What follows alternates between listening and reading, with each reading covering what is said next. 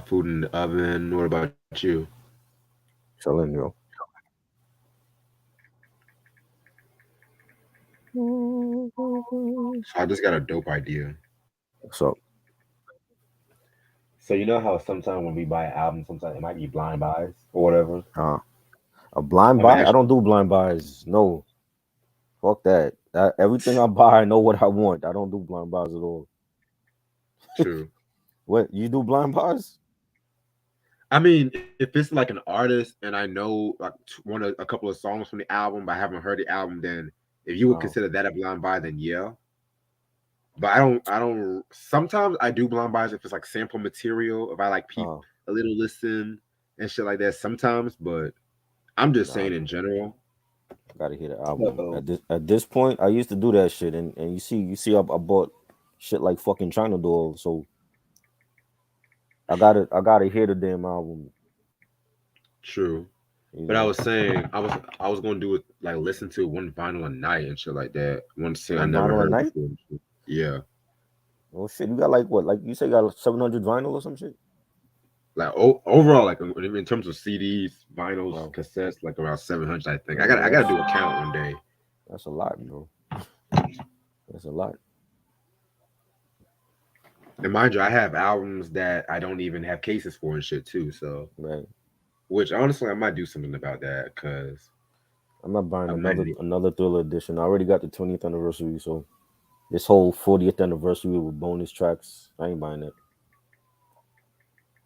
If it has carousel in it, then I'm only Nah, gonna get nigga. it. I like the way Thriller came out with 9 songs. I don't need to hear unreleased tracks, and that totally tarnishes the whole legacy of it.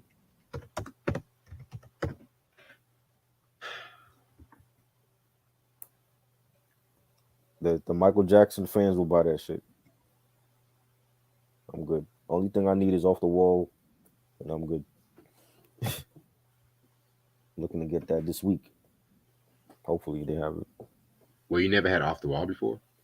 Nah, I never bought it. Never had it on vinyl or CD.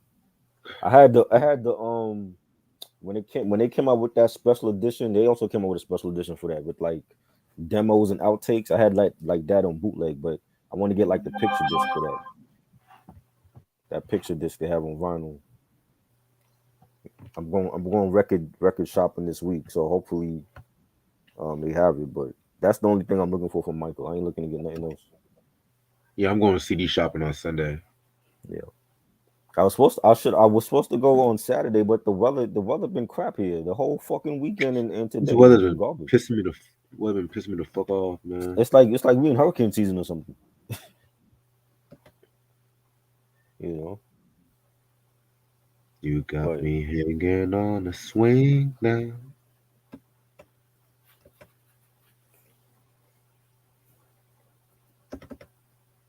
yeah, just the picture disc. I want that. Hopefully they got it. But that's about it. Everything from Michael I got.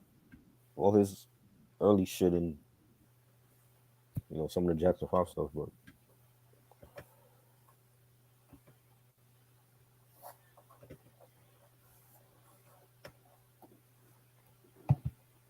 yeah, why didn't I get Off the Wall? I don't know why. I never bought it. Just never bought it. My mother never bought it either. So I don't know. It seems to be a lot of people's favorite album from him all of a sudden.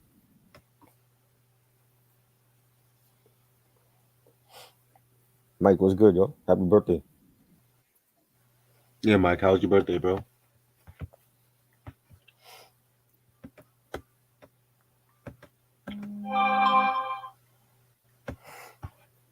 Shit, I got a dentist appointment in the morning. I gotta wake up early. Ugh, hate going to the dentist. Loose ends or Tony. Come on, Ronnie. You know better than to ask questions like that. What do you say? Loose ends or Tony. Definitely Tony. Yeah, I love loose ends though, but They ain't got enough for Tony. Loose ends got like one good album, really. I disagree. What other shit they got that was good besides Zagora? What else? What other shit they had that was good? The one they had before, like, so what's the idea? Some shit. Oh come on, that was not good. Come on, Reg. This that group is a one album wonder. I heavily disagree. Heavily. So where are you? That's the album. So where are you? They Yeah. greatest hits was good, but I mean they really known for, well, the casual fans will they only know them for one song. You know, Let me guess. Hanging on a string. yeah. That the casual fans. That's why I said the casual fans know them for one song. But Ironically, they that got was other on. good songs that was good. Ironically, that was on an episode of Atlanta, the last episode and shit. Was it? Yeah, Wow. but niggas don't know about I can't wait. Fucking golden years, slow down. I mean, maybe Slow I'm Down just a was big, great. yeah, maybe I'm just a big Loose Ends fan though. But Slow I Loose disagree. Sense was good, but Yeah, I disagree I with don't. one album and one I heavily disagree. Well, didn't we do Zagora, or you wanted to do it and we still See, haven't I done was it yet? going to do Zagora, but Uh, see, I had a fucking scratch on my vinyl, so I was oh trying to get wow. like another copy because the only Loose Ends album I have is ironically their last album, Right. Look How Long, which technically is not a Loose Ends album because all the like almost all the members left, but it's still Mm-hmm. marketed as Loose Ends album and shit. The Yeah, one one, from the '90s yeah, the one with from 1990. with what's the guy that stayed? What's his name? Cole. Yeah, And then he brought in another female. yep. Wow. I didn't even listen to that album. Yeah, Ronnie, I forgot about that's when I was thinking about You Can't Stop the Rain. That's to me my Um, favorite song from them. I loved when fucking Shaq used that sample and shit. mhm. Yeah, boy.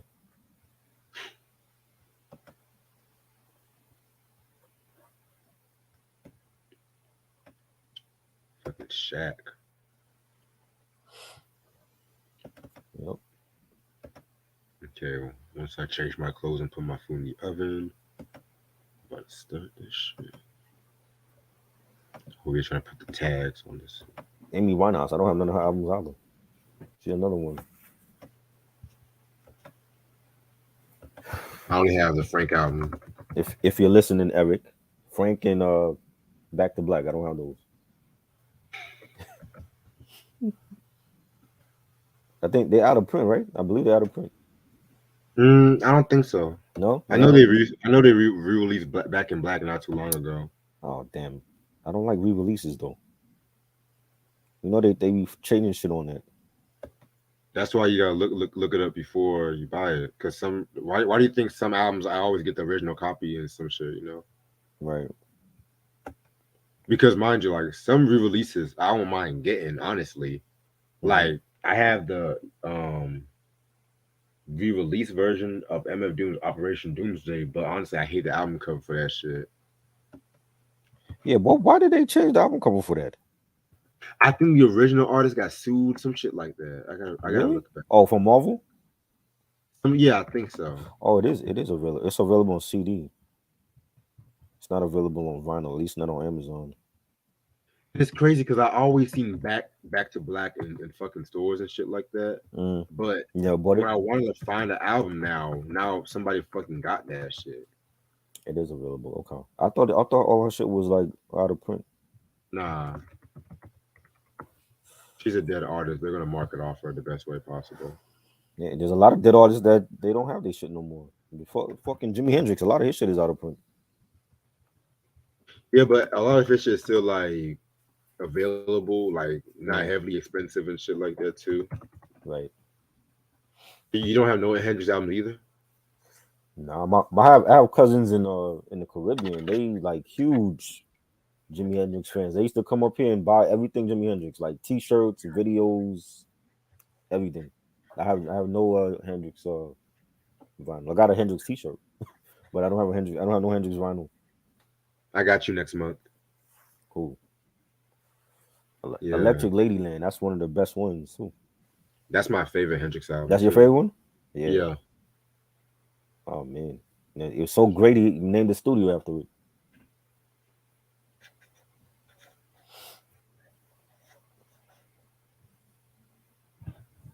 People talk shit about Amy Winehouse. Who talks shit about her?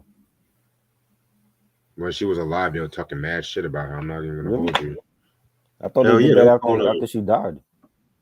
They call her drug ass bitch and shit like that. Well, I They know were they going, did that after she passed away. Like, she got very nah, skinny and all. even when she was alive, they were talking mad shit Yeah. about her. Wow.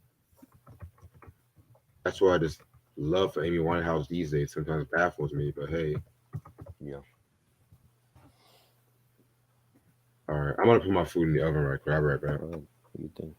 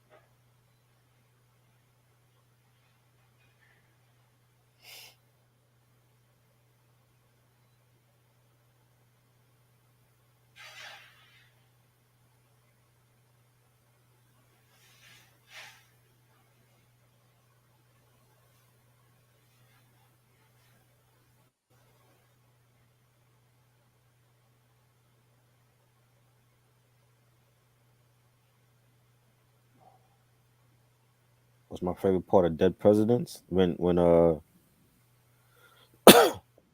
favorite part of Dead Presidents when Anthony came home and he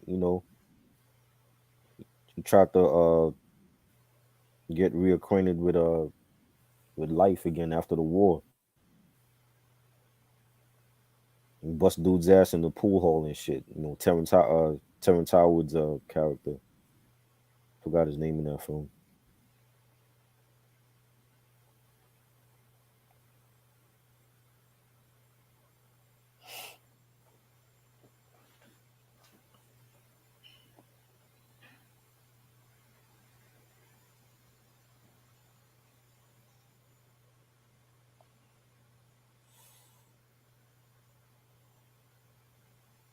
Cowboy, that's his name? Yeah, Cowboy. And he bust Cowboy's ass at the pool hall. Cowboy used to fuck him up. He used to play him before he went to the war, and then when he came back home, he thought he was the same person. He beat that dude's ass.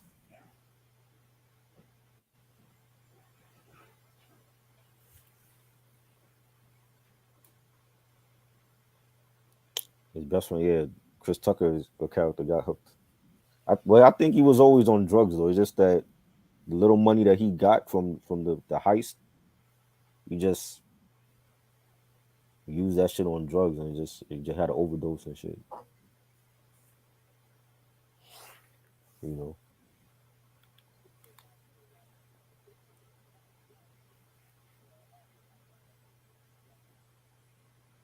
Yes, that scene with Cowboy, yeah, that scene was funny.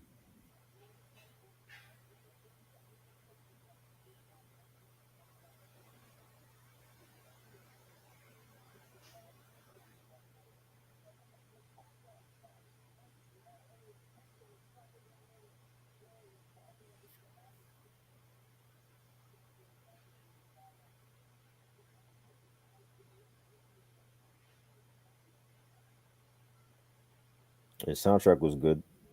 Definitely love the soundtrack. It's seventies R&B.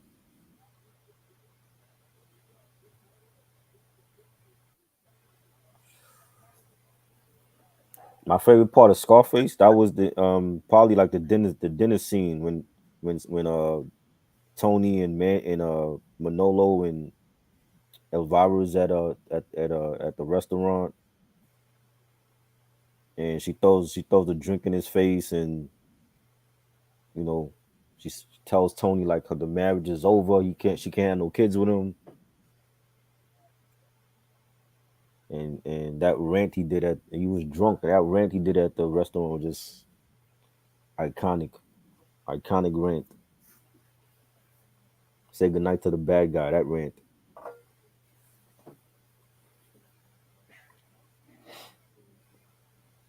Tales from the Hood soundtrack was good too.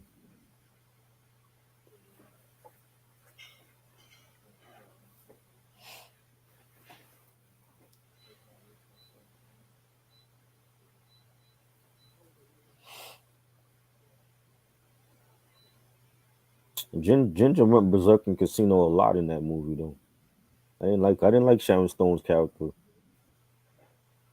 She just played like a real evil bitch in that film though. Like I was waiting for Ace to slap her or something.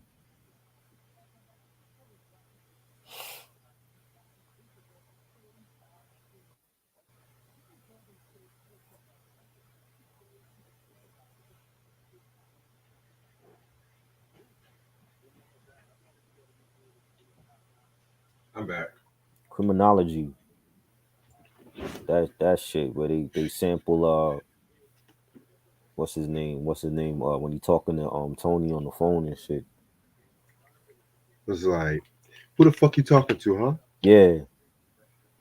What he called him? He called Tony something. What did he call him on the phone? He said like some derogatory name to him. Some shit like Like monkey, he some called him shit. a I don't monkey or some shit. A Yeah, monkey? monkey. Something like that. You fucking Dun, monkey. dun, dun, dun. Dun, Dun, dun. dun. I love that part with the drums. Dun, dun. That's my favorite part. Yeah.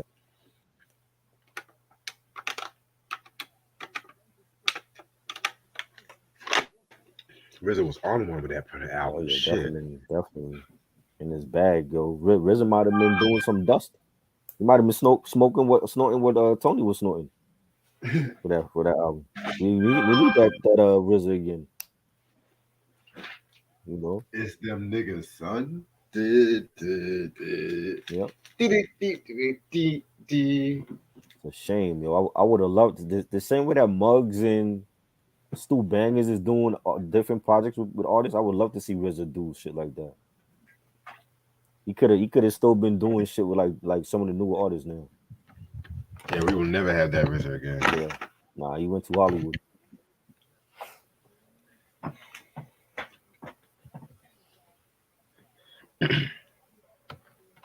We will never have that RZA again. It's a He went shame. way to Hollywood, man. He probably was. I wouldn't be surprised. It's them niggas, son. I need Ray to get like a good bag of dust and just snort that shit for like a good 6 months for Cuban Link 3. Like don't kill yourself now. I just want him to like just snort enough. He give us another classic. Oh, you said they're working on Cuban Links 3, right? Yeah, he that's supposed to be coming from him.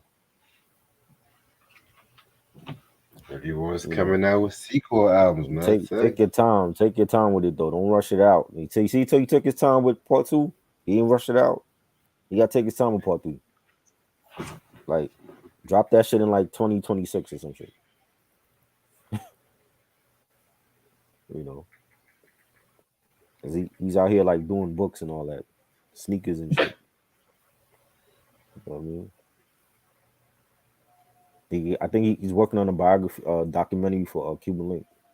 That's like the next thing coming up. I heard about that. You know what I mean? But other than that, like take his time with it. Don't rush that shit out and then it's whack.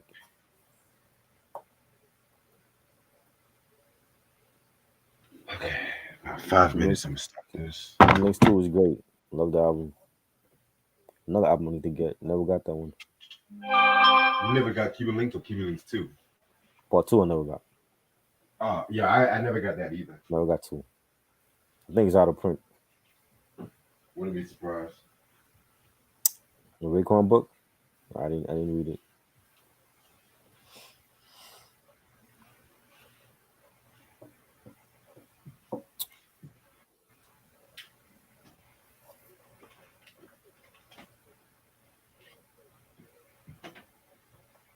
Eminem only wish he could do an album like Kendrick right now. That's why he loved it.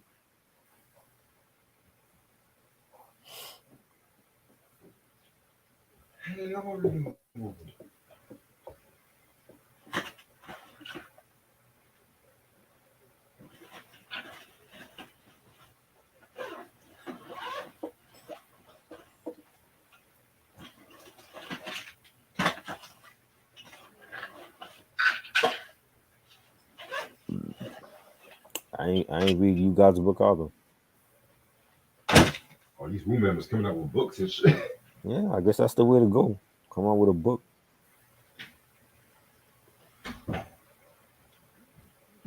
Not Wu-Tang Clan best-selling authors and shit. Muggs or RZA? At this point, it's Muggs for me because Muggs is still relevant. He's still dropping great projects. RZA ain't dropped shit in a long time that I like. I'm going with Bugs too at this point. Yeah, at one point it was RZA, but not anymore.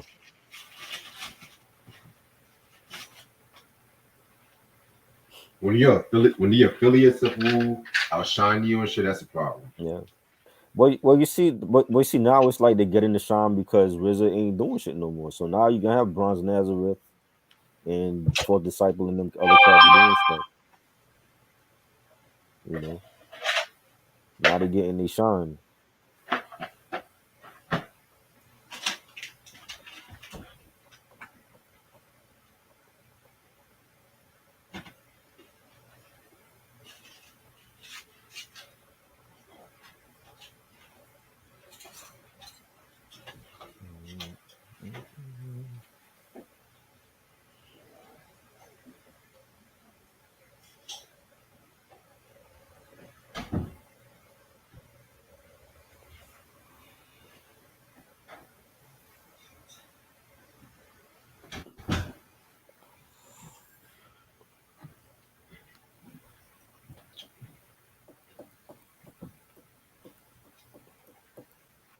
All right, finally got done with everything.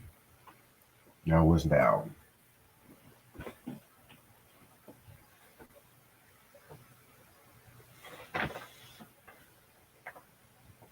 There you are.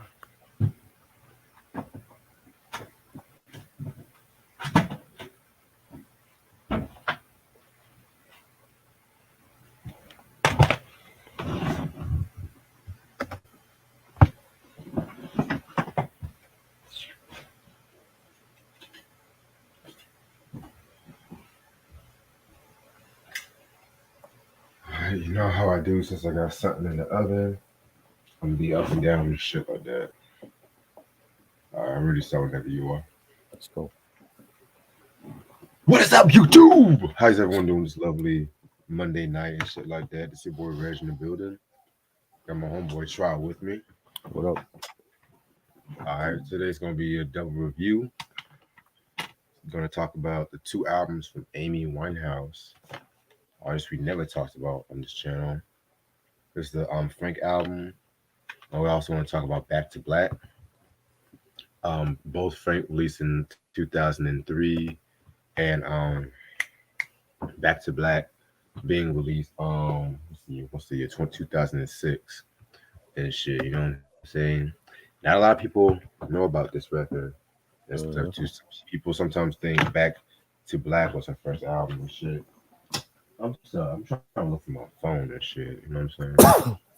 Trying to look for my phone, but while I look for my phone, explain to all how you got into Amy Winehouse and shit.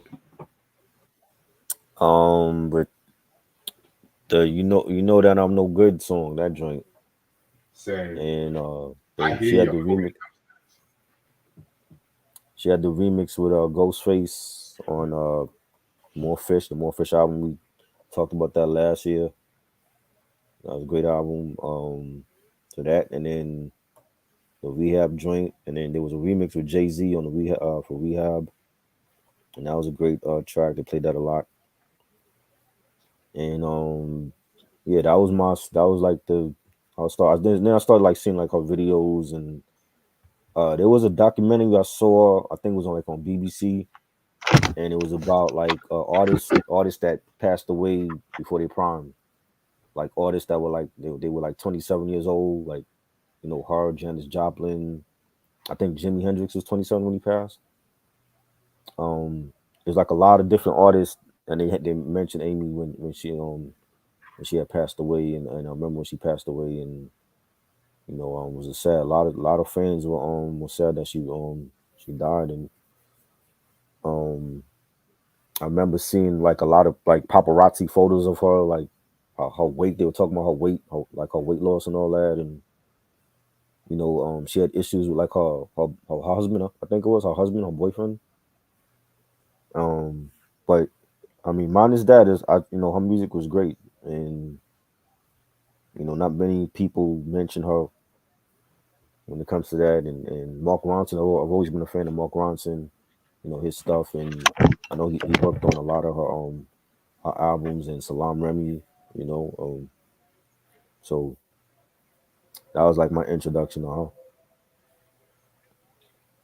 Yeah, sorry about that. I had to get my phone from downstairs, but that was a dope story and shit. And I was also gonna say, I'm no good was my introduction to Amy Winehouse too. I remember when VH1 played that fucking shit. Right? Excuse me. And this was back when they used to play music videos like way early in the morning, and there was a lot of promotion for that fucking record and stuff like that. And it was just always her voice that was definitely very unique, especially at that time too. Excuse me, Michael. I had to catch my breath for a minute, but especially at that time too and shit like that. You know what I'm saying? Because at that time, this was around the time when like a lot of soul music was starting to like have those little influences like 60 soul, especially with Motown. Which I'll explain more when we talk about the Back to Black album and shit like that. Right. But yeah, definitely a very unique artist, singer, and whatnot. And I definitely feel like I feel like she gets more love after she died. I'm gonna be real with y'all. Yeah, of Definitely, course. That's how they do. how they fucking do. You know, All right. that's how they do. So, so for those who don't know who Amy Winehouse is or was, excuse me, she was a singer that was originally from, excuse me, that was originally from London, England, and stuff like that. Excuse me. She was born to her father and stuff like that, and her mom was going through like multiple sclerosis and shit like that too. You know what I'm saying? She attended like this Jewish Sunday school, which growing up, she said that she didn't really care for it too much and stuff like that because she pretty much felt sheltered. Mm, And her grandmother was the one that told her parents to let her attend the Susie Earnshaw Theater School and stuff like that because she loved to sing and she was a huge fan of Frank Sinatra because her father always used to play Frank Sinatra and shit like that too. You know what I'm mm, saying? So, and mind you, because Frank is one of the best. Just letting y'all know and shit. So well, as she was there and stuff like that, she began writing music when she was little and stuff like that too. Because she had like a very jazz background and stuff too. You know what I'm saying? right. And as she was like a female vocalist in the National Youth Jazz Orchestra, her best friend, which was a soul singer by the name of Tyler James, sent her demos to an A&R person and stuff like that. Um, so yeah, so fast forward to 2002, she signed to Simon Fuller's 19 Management. Yes, that Simon, American Idol and shit like that. Really? Wow. Yeah, and so that's what she was developing to be a jazz artist and still like a jazz R&B artist. And it was around that time too. She formed a working relationship with Salam Remy and stuff too. You know what I'm saying? So her and Mm, Salam definitely got cool, especially when she signed that publishing deal with EMI and stuff like that too. You know what I'm saying? right. And that's when they were both pretty much working, and they ended up working on this fucking album and shit too. This was an album that she came out with. Damn, what I put the fuck out? Always losing shit to this shit. But yeah, that was a fucking album and stuff like that. Oh, there it is. Yeah, this is the album cover right here. Just her pretty much chilling and stuff like that, looking like she got a dog and stuff too. You know what I'm saying? Right. But it's crazy too because Amy Winehouse, she kind of did not really care for this album from what I looked up and Really? stuff too, you know, because she What's said that she didn't really hear it and she felt that the promotion it wasn't really well promoted, which I kind of have to agree with myself because yeah. a lot of people kind of knew about this album years later, myself included, because like my homeboy Jermaine and shit, he kind of introduced me to this fucking album too. You know what I'm saying? Right. But which that was kind of surprising too, because honestly, spoiler alert, I kind of like this album a bit better than Back in Black, but I'm Mm-hmm. gonna get into that in a minute.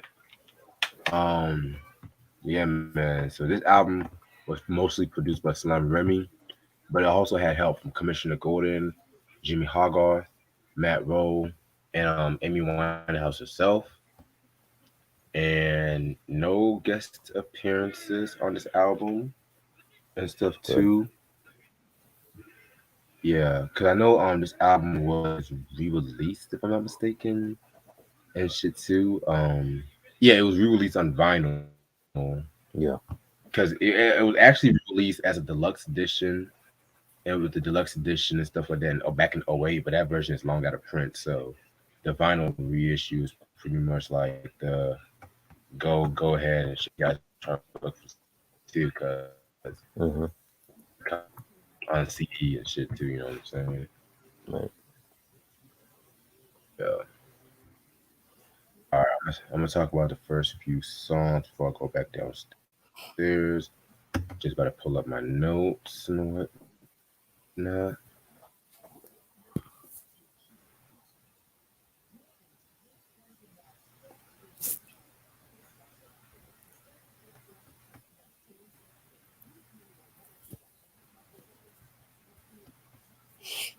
Mm-hmm. You hear me? Yeah.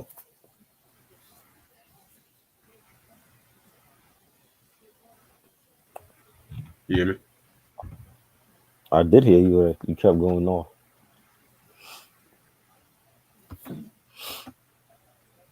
You hear me? I said, is this the first time I, you're hearing these albums and shit? nah, that's not the first. I heard back in Back to Black. I heard like Oh, years my ago. fucking shit was going crazy. Frank. I heard some songs off of Frank until like actually hearing like the whole album because there's some songs like that was released.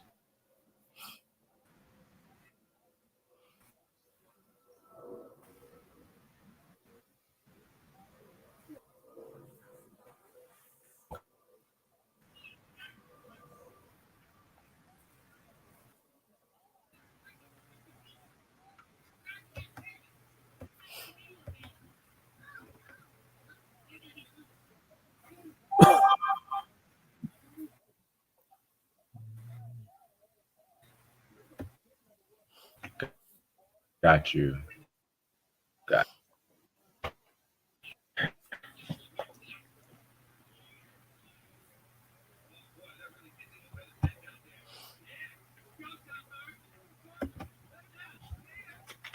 I'm got about fucking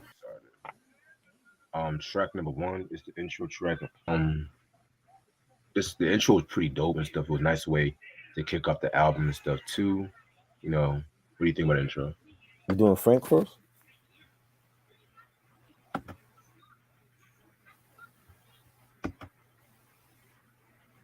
Which one we doing first? Yeah, we're doing Frank first. We're doing Frank first. Okay. I thought it was Stronger Than Me. Was that? That's not the first track. That was the first one. Yes, he is the first track. But yeah, it was a cool song, nice way to kick off the.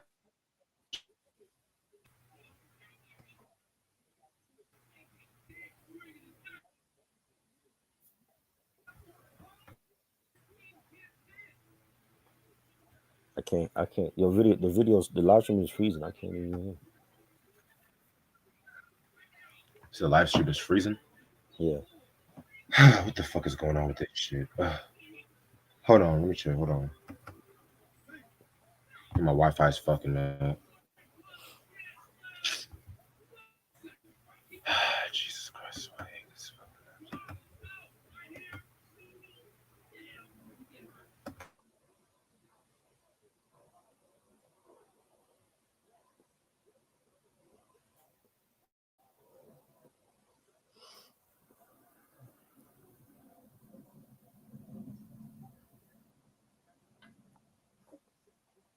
You hear me?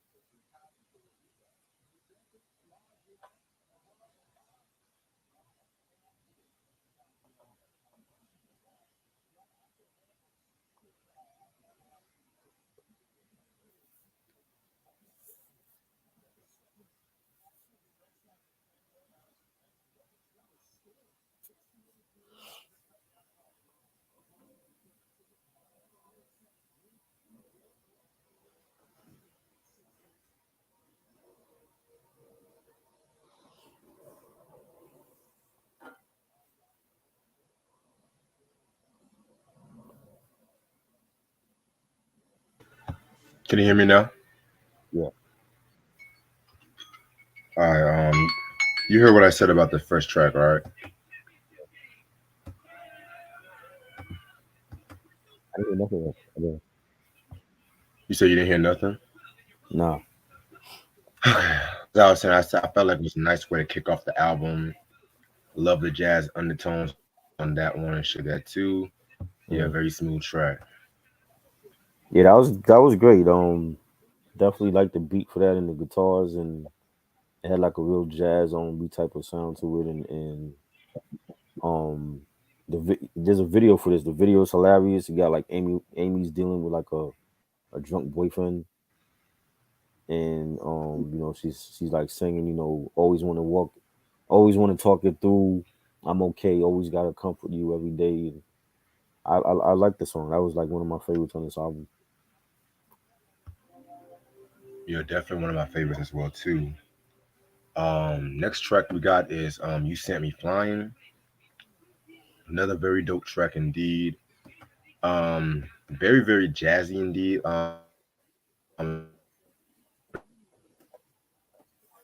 It tells a story about Hmm. she's being that's much older than her and stuff like that. Um, but when she gets to fucking know him and whatnot, you know what I'm saying?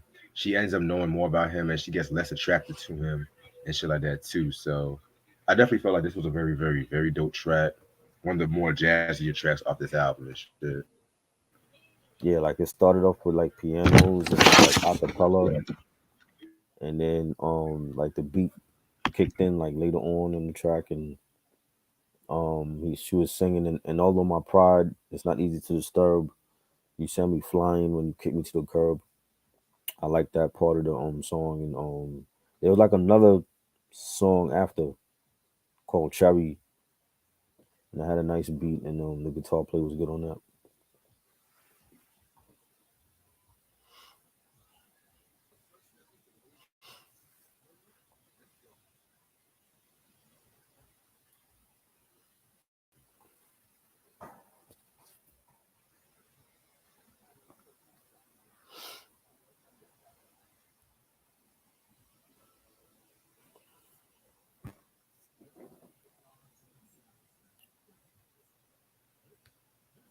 My fault. Yeah. Can y'all hear me? Yeah. I don't know what the fuck's going on with this shit today. But I'm sorry. Can you repeat what you were saying, please? I'm sorry. Oh yeah, I was talking about there's like a two. This is like a two-part track with you sent me flying and Cherry, and the first part of the Yeah. beat is like she's like singing a cappella with pianos, and then the beat comes on later on, and then she's singing, and although my pride is not easy to disturb, you send me flying when you kick me to the curb, and then um like Cherry is like the second part of the track, and then that comes on, and they had a nice beat, nice guitar play on that. So that was good. Yes. Yeah. From what I looked up, Cherry was like an ode to her guitar and stuff like that too. You know what I'm saying? Right. And that was like a guitar she played during like her early career and shit like that too. From what I looked up, Hmm. but yeah, love Cherry. I love how simplistic the lyrics are and stuff like that, and just the personification of Cherry is pretty much a fucking female and shit too. You know what I'm saying? That's pretty dope. You know what I'm saying? Love that track. I'm gonna let you go on to the next couple of tracks while I fix up this shit right quick, okay?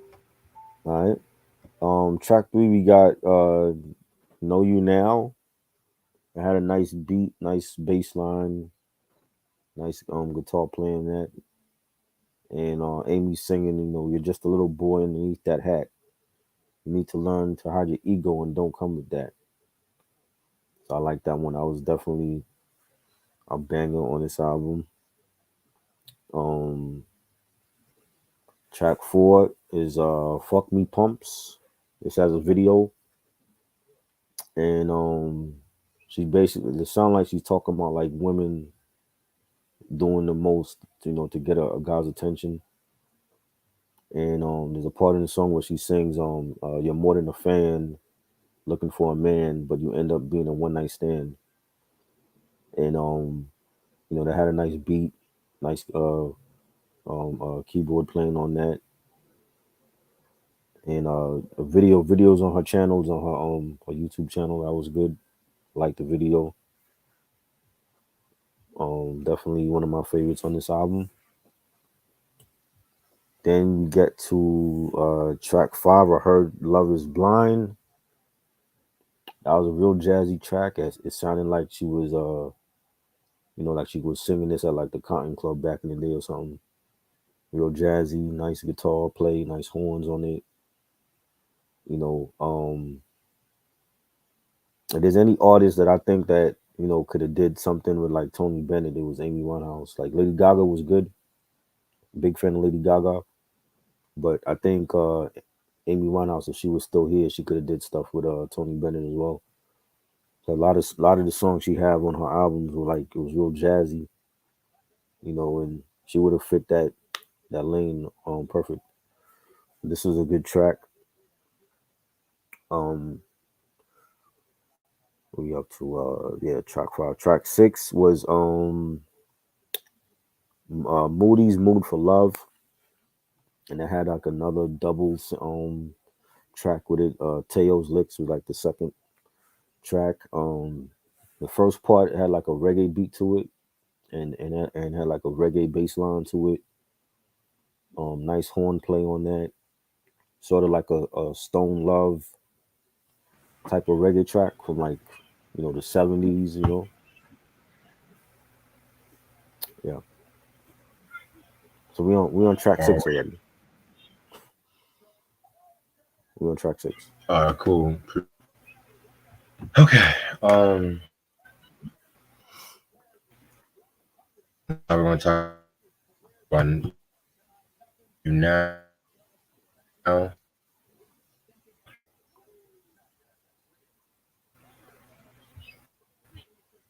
Know you pretty dope. What I track, what I'm for her, you first love, love that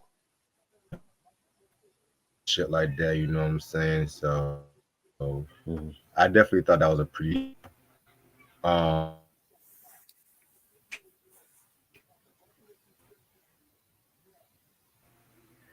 Reg, you want to honestly, go live on your phone?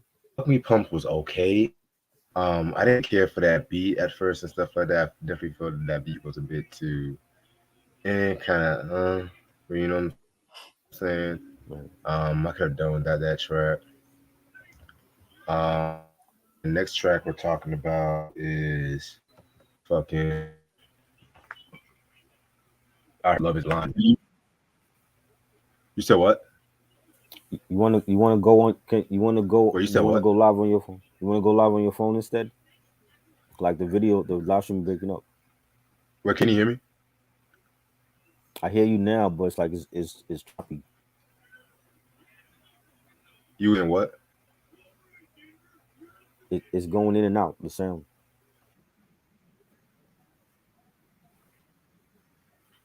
Yeah.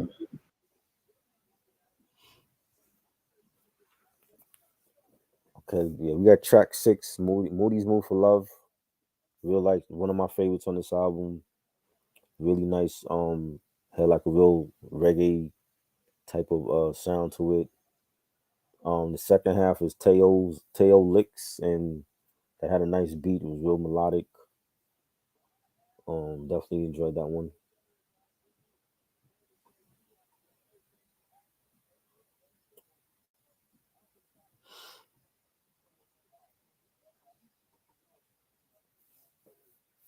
We're gonna wait for Reg.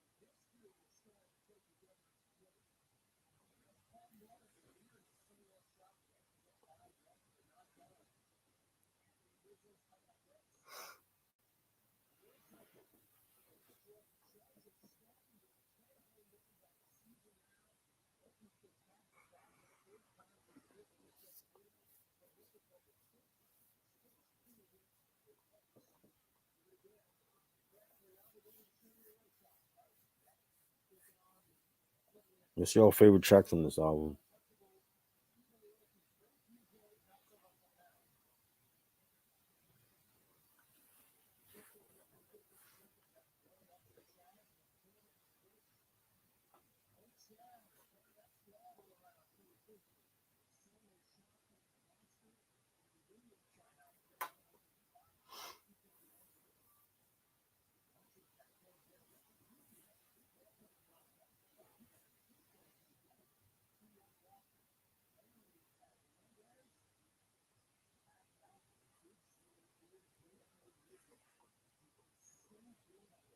Take the Box. Oh yeah, that was a good one. There's a video for that also. Forgot about that. Take the Box. Fuck Me Pumps is good. I enjoy. I don't know what Red is tripping. That song is fire.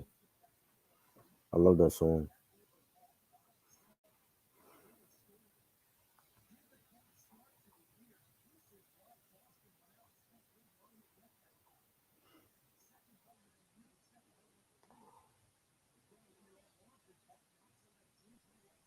Can y'all hear Yeah. me?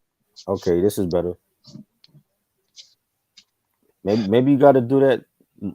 From like sometimes when your Wi-Fi acting up, just go on your phone. You know. You said I gotta do that when my Wi-Fi is acting up. Yeah, just try that because it's working better on your phone now.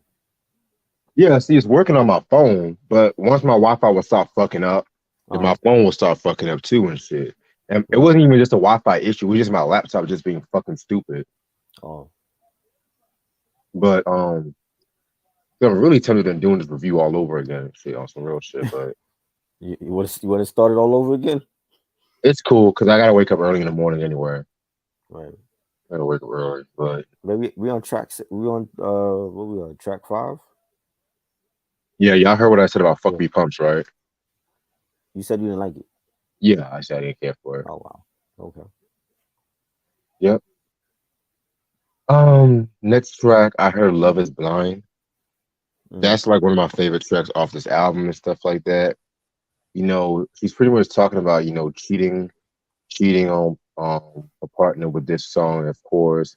mm, And it's crazy because she actually said that she is not based on a true story in her life, but at the same time too, she pretty much did not want the regular female stereotype and want to have the female have like no guilt about the cheating and shit too. So I thought mm. that was a pretty dope song in my opinion. Yeah. I like I was saying earlier. I think if she was still alive, she would have been great to work with Tony Bennett because she was into heavy into jazz and like beside Lady Gaga is great. I think Amy Winehouse would have been just as great too. She did work with Tony Bennett. She did work with him. Okay, Yeah, they did like a song together. okay. I don't even remember that song. Yeah, if I see it, I'll send it to you. But Yeah. yeah, like I mean, I don't have nothing against Lady Gaga, but Mm. it doesn't excite me whenever she does that jazz.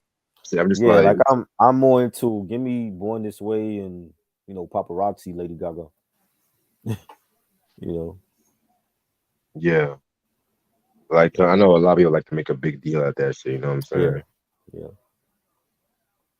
Um, Next track we got is fucking Moody's Mood for Love slash Tail Licks. Moody Mood for Love is actually a jazz song. From 1952 by a guy named Eddie Jefferson and shit like that too. Mm. Um, of course, with what's her name, Amy Winehouse, with her jazz influence and shit like that too. It just definitely fits in her mode and stuff too. So definitely fucking love this fucking track. You know what I'm saying? Yeah.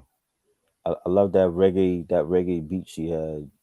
You could tell Salam Remy did that one because he's Caribbean and Right. gave her like a nice reggae bass line with it and felt like I was listening to like Bob Marley or something. It was dope. Yeah, the reggae overtones too was Yeah, definitely unique and shit. yeah. All right.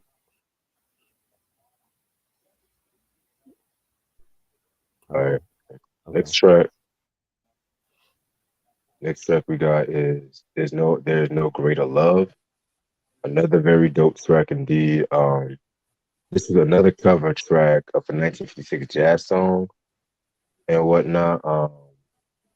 The person who made that track, it was actually jazz standard and shit, by Mhm. Isham Jones, but it's been pretty much covered by a lot of people, most notably Dinah Washington and shit too. You know what I'm saying? So Yeah.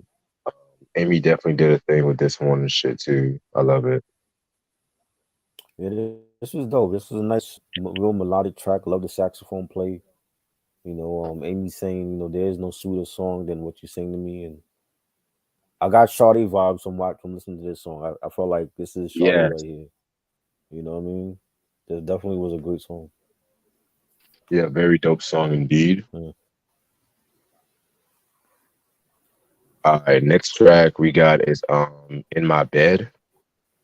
So it's no secret, Amy Winehouse is a big fan of Nas and stuff like that too. And mm, of course with Salam Remy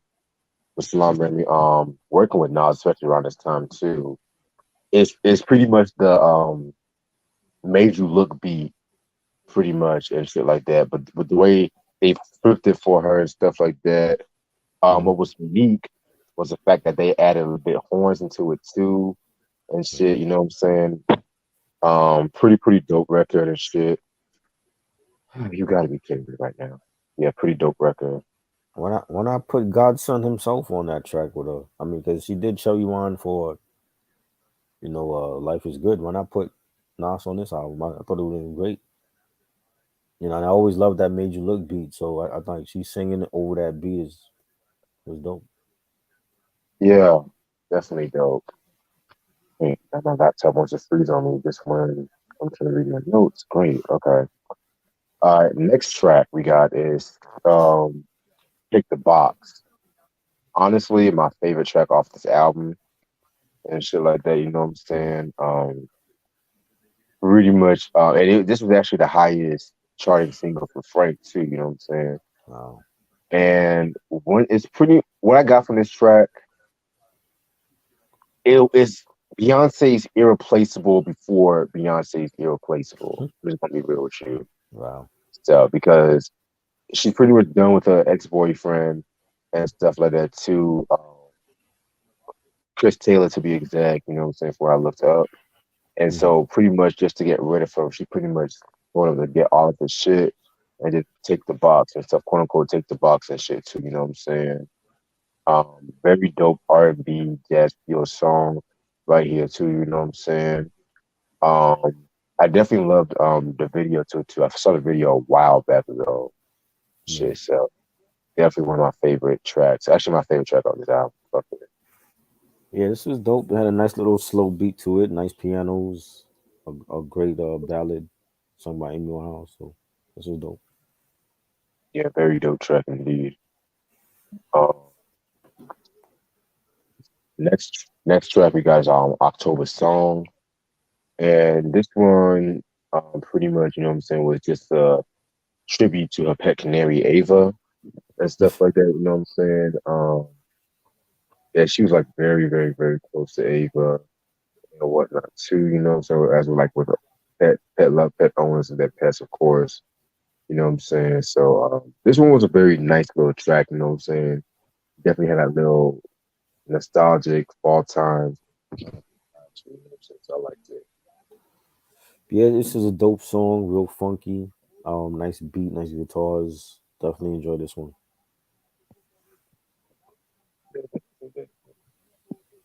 Uh, uh, next track we got here is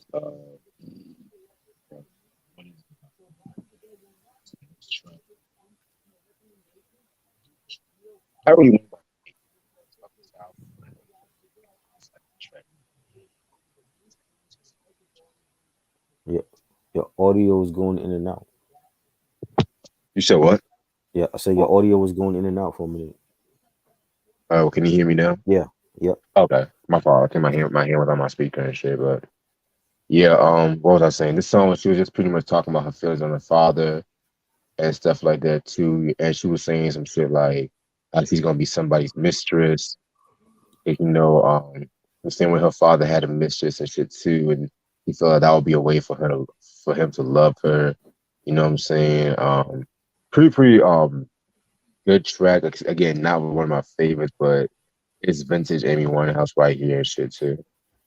I like it. This is like one of those songs for the like the women, like ladies. What is it about men, that drives us crazy and stuff like that? That's like one of those like girl songs, that she's asking like, what is it about us that the opposite sex don't understand or they don't get. I Right. like the and this is like another one of those like Salam Remy beats is like the reggae influence you can hear on the song with the bass Yeah. line and the beat and the horns in it. This was great. Yeah. Definitely feel you. It had that traditional Salam Remy sound Right. and shit. Track number 13, Help Yourself. Um, another jazz influenced track right here. And this pretty much was samples of Doris Day track, you know what I'm saying?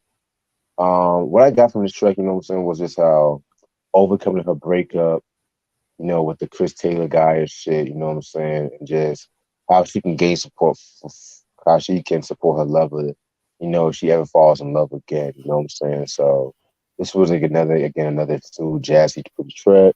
I like it. Are we doing which version are you doing? Are you doing like the standard one? Yeah, the Amy. Wait, I mean, help yourself. Yeah, I'm doing the standard one, not the Japanese version. Oh, I didn't hear that one. The standard one have Amy in the outro is the last track, but then there's like two hidden tracks. Yeah, to be honest with you, I actually didn't even hear the hidden tracks and shit like that too. I just actually Mm, stopped with the outro and shit, honestly. right. I mean, But well, I mean, well, for the YouTube version, like it's like 13 minutes long. So like after Amy's like two hidden tracks that they call outro. yeah. So I don't know which one it is. I heard both hidden tracks I like, but I don't know which one it is. I didn't see the title for them. Oh well, from what I looked at, the titles are Mr. Magic. Yeah. Dude, And she kept no, saying that magic. She kept saying that yeah. in the chorus. But Oh, oh, yeah. Now I know what you're talking about. Yeah, okay, because it stopped at number 12, Amy, after what is it about men? right. So I didn't see no track 13 or nothing on it. Of course, you know how sometimes YouTube loves to fuck around with the track list and shit too. Right. Who be uploading this shit? And this is on her own channel, so I don't understand what they uploading. Exactly. Yeah, man. So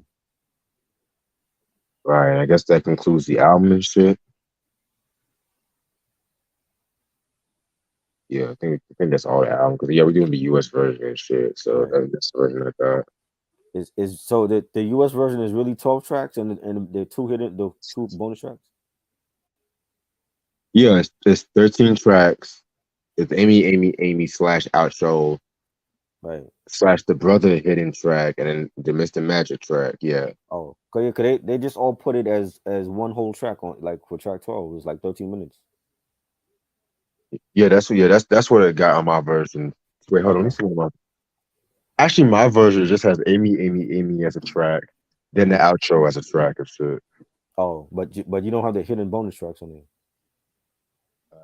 I do, but actually, because I was listening to it on the Spotify and shit too. So Oh, when I was okay. driving, You know, they should label it that. They only label it as one whole track for all of them.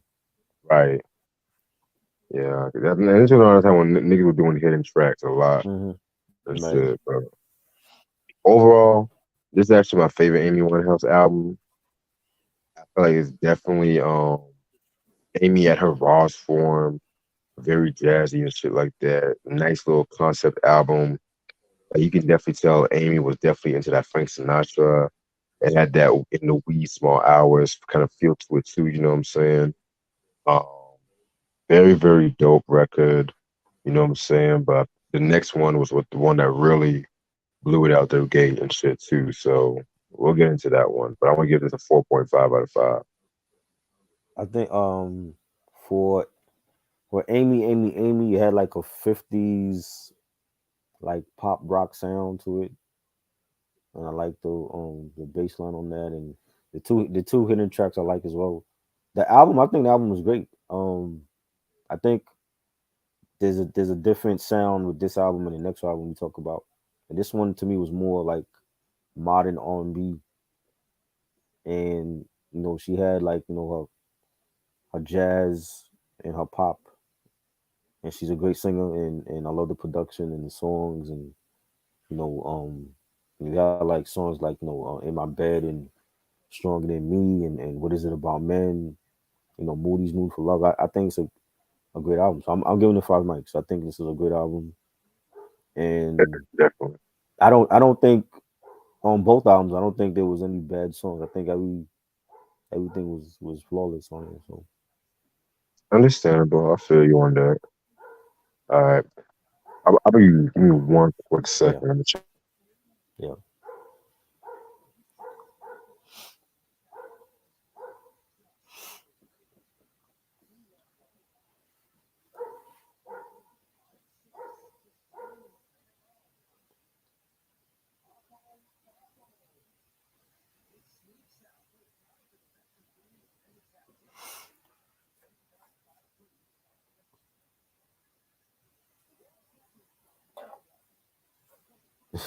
Yeah, that's one of my neighbor's dogs barking.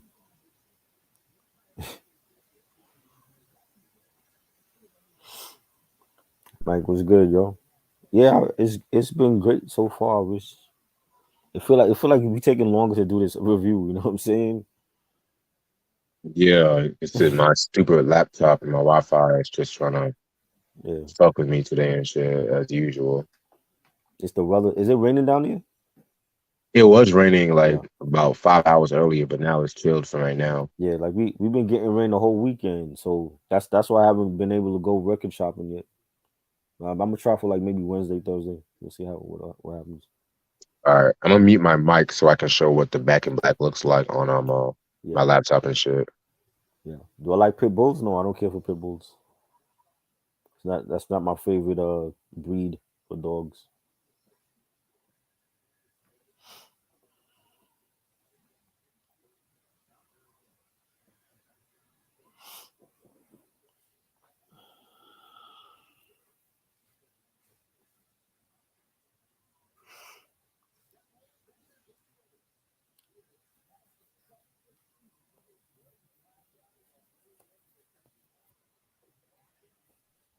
Classic cover.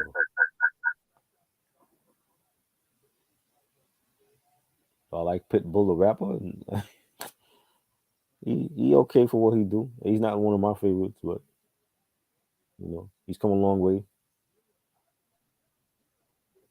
All right, can y'all hear me? I hear an echo. All right, what about now? Okay, you good? Oh, I appreciate it. All right. So that was the Back in Black album by Amy Winehouse. Unfortunately, that was her last album that she came out with and shit. And that album came out on October 27th, 2006 on Island Records. You know what I'm saying? And you know what's crazy? To when you look at the videos for that for Frank, she looks more healthy in those videos than in the videos for Back to Black. I agree. And I don't understand. I don't get that. I'm like she was losing. I saw the pictures when she was like the paparazzi was always following her and her husband, and she looked like she was like skin and bones, and she looked more healthier in the videos for Frank than her first album. Yeah, I definitely agree with you on that one and shit like that too. But yeah, because she didn't really start really kicking it in until the making of this record from I looked up and shit. Right. Right. And I'm gonna get into that in a minute. So as we know, she didn't really care for Frank like that.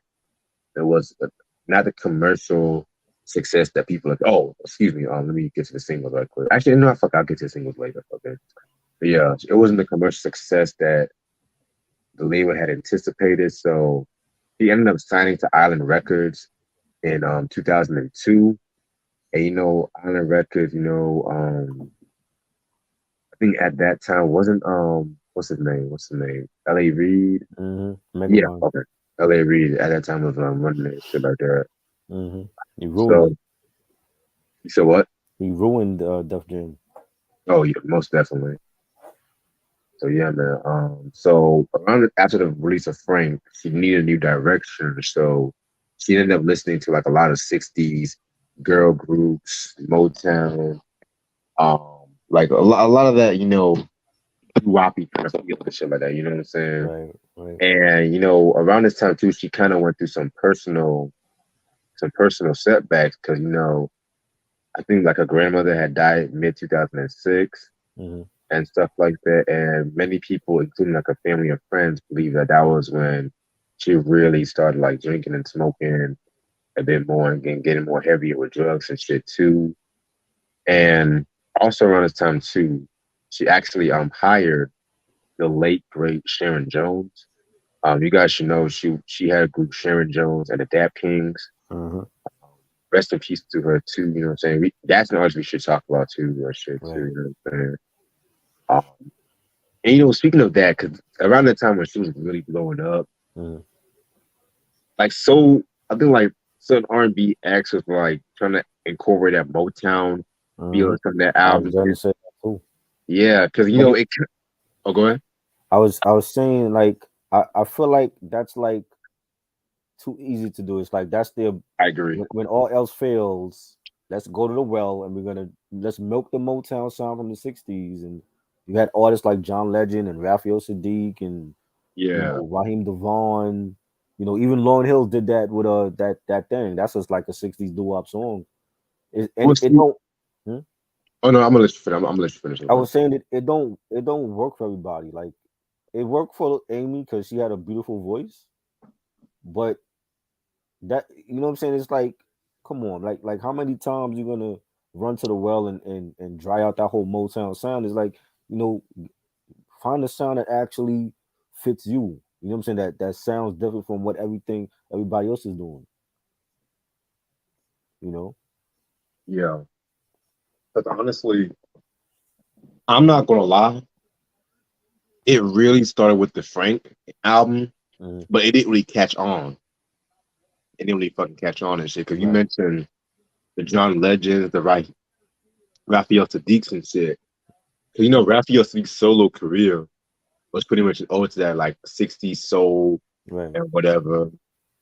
And John Legend, his first album was pretty much an ode to that sound too. Right. You know what I'm saying?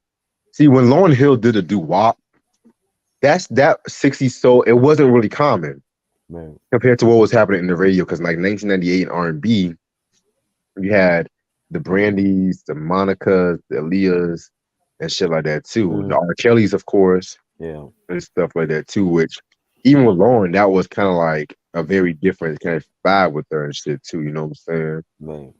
And then you got to also remember, yeah, people like Joss Stone coming out and shit too. Yeah. Um, I'm not gonna lie, Amy Winehouse walks so Adele can run. Quote me if I'm wrong. I'm just saying. I do agree with that because I mean I like Adele, but even now it's like when you listen to all of her albums, she has that Motown sound. You know what I'm saying? And Mm. yeah, I mean, See, but when I mean, like, all right, if you heard her recent album, you heard 30, and you heard the album before that when she came out with Hello and all that. She has that sound. Now it's not like her signature sound, but she has the voice where she can flip it to like modern R&B or to that 60s sound from Motown. yeah, I definitely agree with you on that because like when she came up with that "Rolling in the Deep," Right. that was like a Yeah. Motown ripoff or whatever and shit like that. Right. But as much shit as I give Adele and whatever, she kind of grew out of that a little Mhm. bit. Yeah. Keyword a little bit, you know what I'm saying? Hmm. But I hate, like I said, then he also has Solange too. I forgot to mention Right. her second album. She went for that Motown-y kind of sound and shit like that too. But she also had influence of go-go and shit too, which that was kind of unique. You know, Solange always did that unique shit. You know what I'm Hmm. saying? But What yeah, what is it? What is it about the Motown 60s sound that America they just fall in love with? I mean, because the 60s were bad for black people, okay? You know what I'm saying? We lost Martin and we lost Malcolm X in the 60s. Like what and but it's like it's so ironic that they treated us bad, but they love the Motown sound from that era. Why are white people fascinated with that sound? it's not just white people and shit like that. It was black people as well I mean, because too. you see like there's movies, there's TV shows that they in love with that sound. It's like even like for a modern artist now, like you could be a new artist to come out and do like a that type of sound for your first single and it blow up, and then they immediately in love with you. And I feel like it like for soul music and R&B, it's they always go back to that. I want that Motown sound from the 60s. It's an easy commercial grab and shit. Right, It's just like when Diddy always wants to pull out the '80s disco hits and shit like that too. It's easy right. as fuck. But like I said, and even when they do the whole Motown sound and shit like Hmm. that, they would really, how can I put this? They would really just sample the whole fucking song Right, and shit too. You know what I'm saying? So each his own, but right. as him, it only works for some people and shit too. You know what I'm saying? Hmm. There's only one Smokey, Right. you know. Yeah, man. So as y'all know, I don't have this album in my collection and shit like that. I was really trying to find the album, but now all of a sudden I can't find it. So fuck it. You know what I'm saying? So we're just gonna do it from scratch. This album has about I'm gonna do it I think a regular version. So the album has about 11 tracks. Yeah. So we're gonna start off with ironically what I many people consider his signature track, Rehab. I'm gonna get some flack for this. I'm gonna get some flack. I like the song. I don't like the fact that it's a quote unquote signature track. Yeah, way overplayed. Way overplayed. And Jay-Z doing the remix didn't help either because it just got more popular once he jumped on that Oh, remix. I forgot Jay-Z did a remix. Yeah. Oh, yeah, I Hmm. forgot that. Now, and that was also another weird time too when Yeah. motherfuckers, rappers was doing remixes with like R&B or pop artists, and they were just dropping one verse in the beginning, and Hmm. then the track would just be as the regular track and shit like that. Which Right. I wouldn't really consider that a remix. I would just consider that like, oh, just a rapper Yeah. adding a verse and shit like that. You know what I'm saying? True. But yeah, it was written by Justin Timberlake, and this might be something crazy, but I'm actually going to give Timberlake a compliment. But he did his thing writing the song. Yes, I Uh-huh. said it. I said it. So That's the only time you'll hear a compliment to that little. No, Anyway, so yeah, this song was just about her not want to go to rehab, of course, like that, to help her drugs and alcohol issue. I remember when the song first came out too, and so you know what I'm saying. It was every yeah, fucking where, and it yeah. wasn't even my favorite single. It wasn't even my fucking favorite single from this album. That's gonna come to the next song and Mm-hmm. shit. But it got her 3 Grammys, mind you, 3 Grammys. Mm-hmm. Yeah, because they love that Motown sound. The Grammys. Nah, it wasn't just that. You don't think that what it is? It was just a woman admitting that she didn't need no fucking help and stuff like that too. I feel like they knew what they were doing. Well, I Like, mean, to her defense, I think R&B was trash at that time anyway. So there's a lot of artists I wasn't listening to. I wasn't a fan of Ashanti. Keisha Cole was okay, but I wasn't like running to buy her stuff and didn't like Ciara. R&B and pop music was trash at that time. I mean, it was basically Amy Winehouse and what Katy Perry. You know, well, Katy Perry wasn't really popping back in '06 like that yet. right? I Kissed the Girl. That was a huge hit for her. Yeah, but that was like '09 to Oh that nine. 2010, if I'm not mistaken. I thought that was before then. That was oh nine. Let me look at that. I'm not the biggest Katy Perry fan, but I want to say that was like oh five oh six. I know it wasn't. It was No, way after that. That, okay. that was the Gwen Stefani era. Trust me. Even with Gwen, it was like, and I love Gwen from No Doubt, but her, Holla Back when that came out, that shit was everywhere. Oh, that was '08. Oh wow, Yeah, damn. it That was. was It '08. was. Yeah, I Shit. remember. I remember that was like the first time I heard Katy Perry was that song. Damn, that was like maybe But '08 she was didn't. a She didn't while. really. See, I didn't really start listening to her until like the Prism album. That was like what her third album maybe. Yeah, With Dark Horse, yeah, that was yeah. So around that time, uh, uh the second one was that Teenage Confection, like that one, and then the Prism album. But that was like when I really started listening to her. But I remember when she came out with, I Kissed the Girl, and that blew up. yeah. You That know, was when pop. It's like when Michael Jackson died. Pop music was just right? Yeah. yeah, So it was like, Amy. It was easy for Amy. I mean, who was really her competition at that point? You know what I'm saying? because as much as I like Joss Stone, she wasn't touching Amy and Yeah. shit. And she's underrated. Joss Stone is a Yeah, great she singer. is very underrated. Great singer. All right, but yeah, I like Rehab, but it's kind of an eerie feeling that this like a central track and Right. shit like that too. You know what I'm saying? But I feel like it's overplayed and fuck too much. I'm just gonna be real. They overplayed it. They did.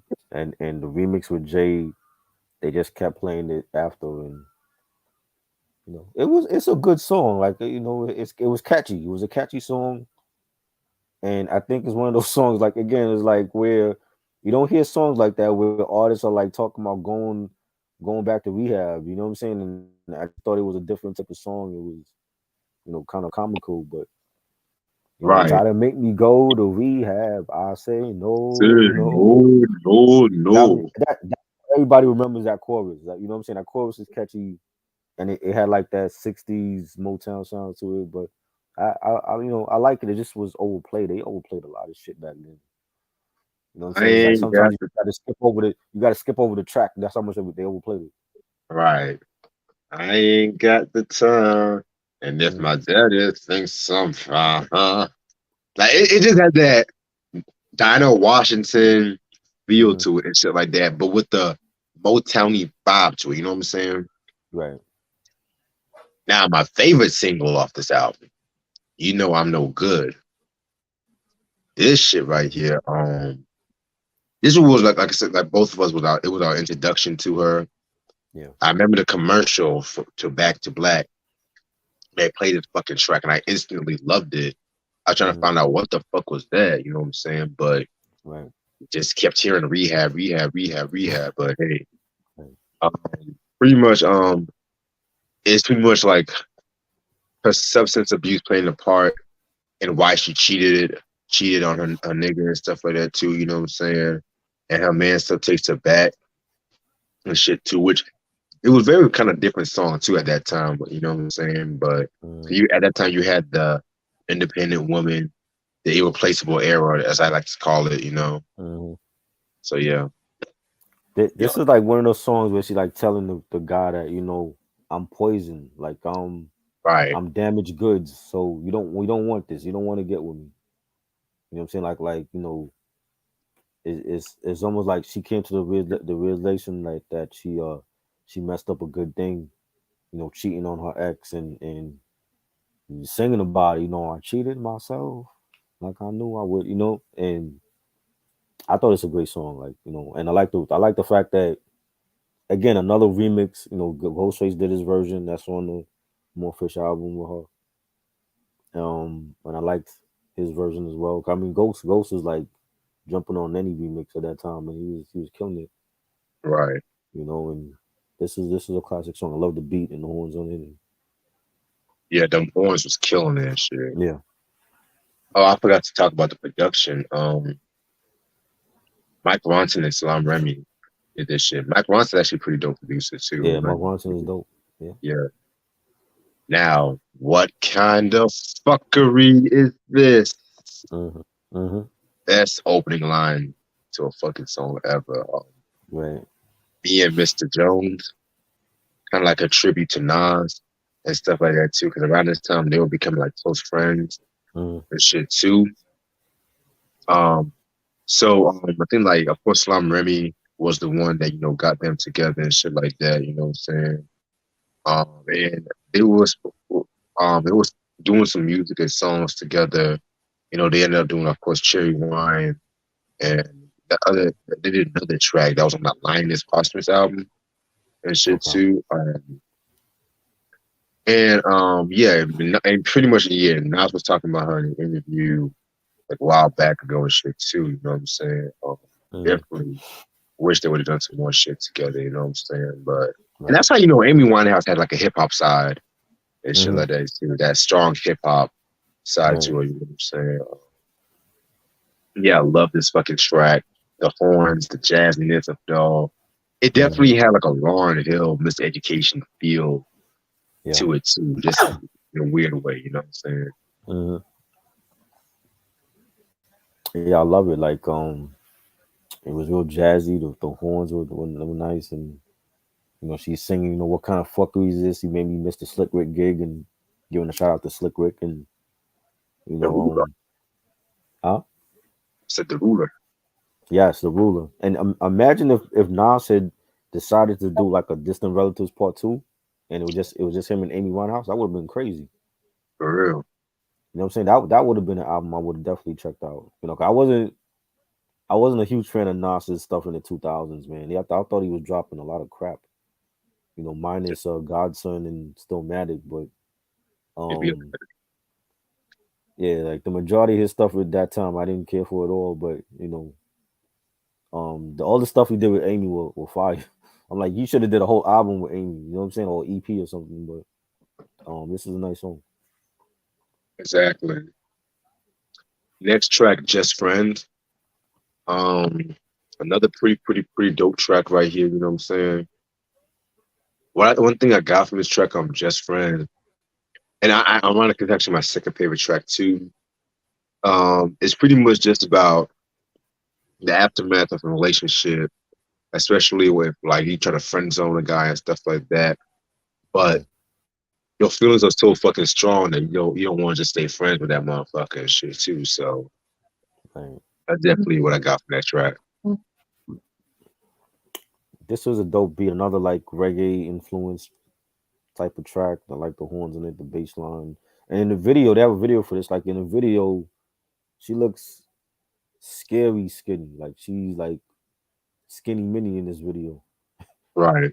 You know what I'm saying? And I'm like, you could tell, like, yeah, she was definitely on something because it was like I said, like her earlier videos, she looked healthy, and then when you get to videos like this, it was like, nah, she doing something, man. She looking drastically different, Yeah. you know.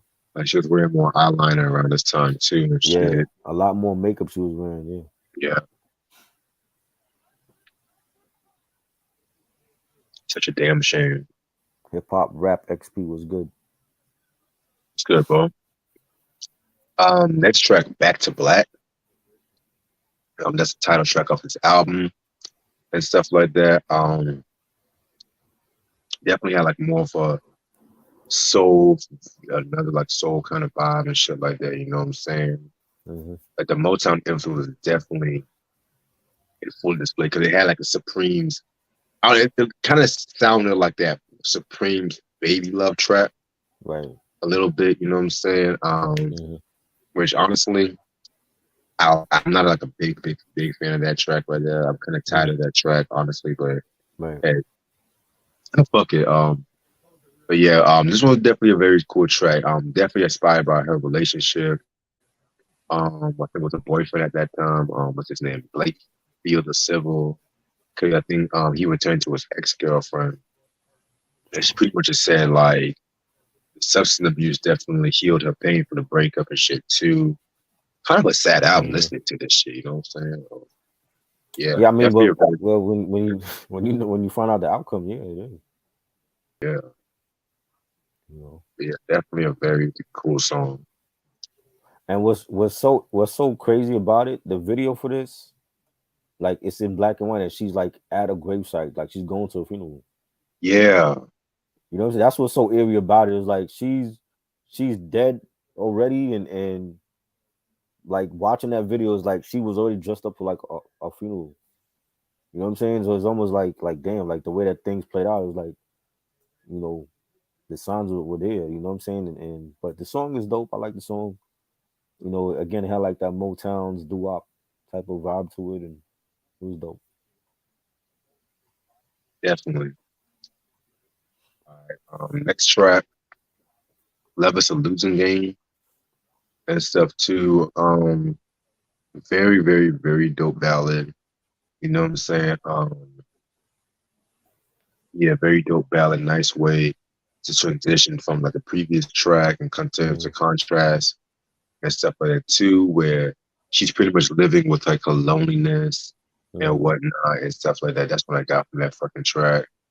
Um, yeah, man, definitely a very good song. I love the songwriting on this track and shit like that. I feel like the songwriting was very dope. Yeah, it was dope. Definitely like the beat on it and the bass line, nice ballad. This was a great track. Definitely. Track number 7, Tears Dry on Their Own. Bless you.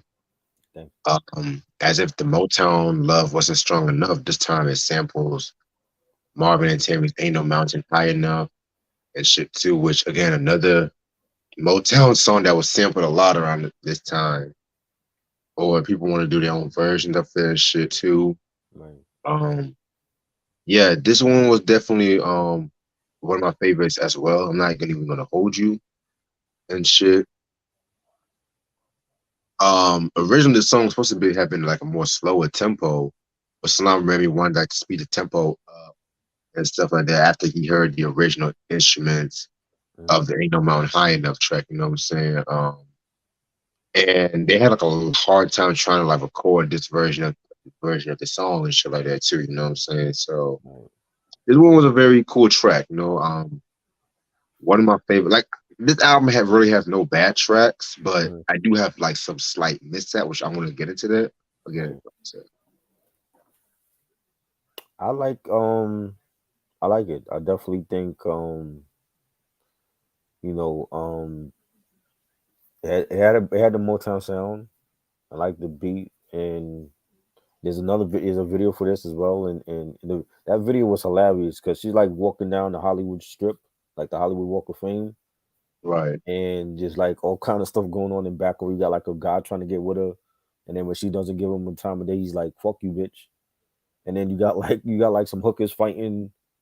You got like some transgender women walking in you know in back of her, and you got like cops making out with strippers. Like there's a lot of stuff going on in that video. You know while right. she's like walking down the street and she's singing. But I thought it was a good song. Yeah, very good song. So the video low key reminded me of in a weird way Everybody Dude's window seat video. Right. Yeah, Yeah, like that. Right. There's a lot of stuff going on in that video. Right. Yeah. Whenever I'm done with this review, I might just go a little bit on my laptop and my phone, looking over here a little bit. But, now we have "Wake Up Alone." That's the next track off this album. One of the more soulful tracks off this album. You know what I'm saying? Um, one thing I got from this track, you know what I'm saying, it's just like really being in love with this guy, but she can't really control her feelings for him and shit like that too. But at the Right. same time too, she doesn't know if it's just like a hormone or just like a substance abuse as well. But yeah, this one was a pretty soulful track. I definitely dig this. Yeah, definitely. I had a nice beat to it, nice mid tempo ballad.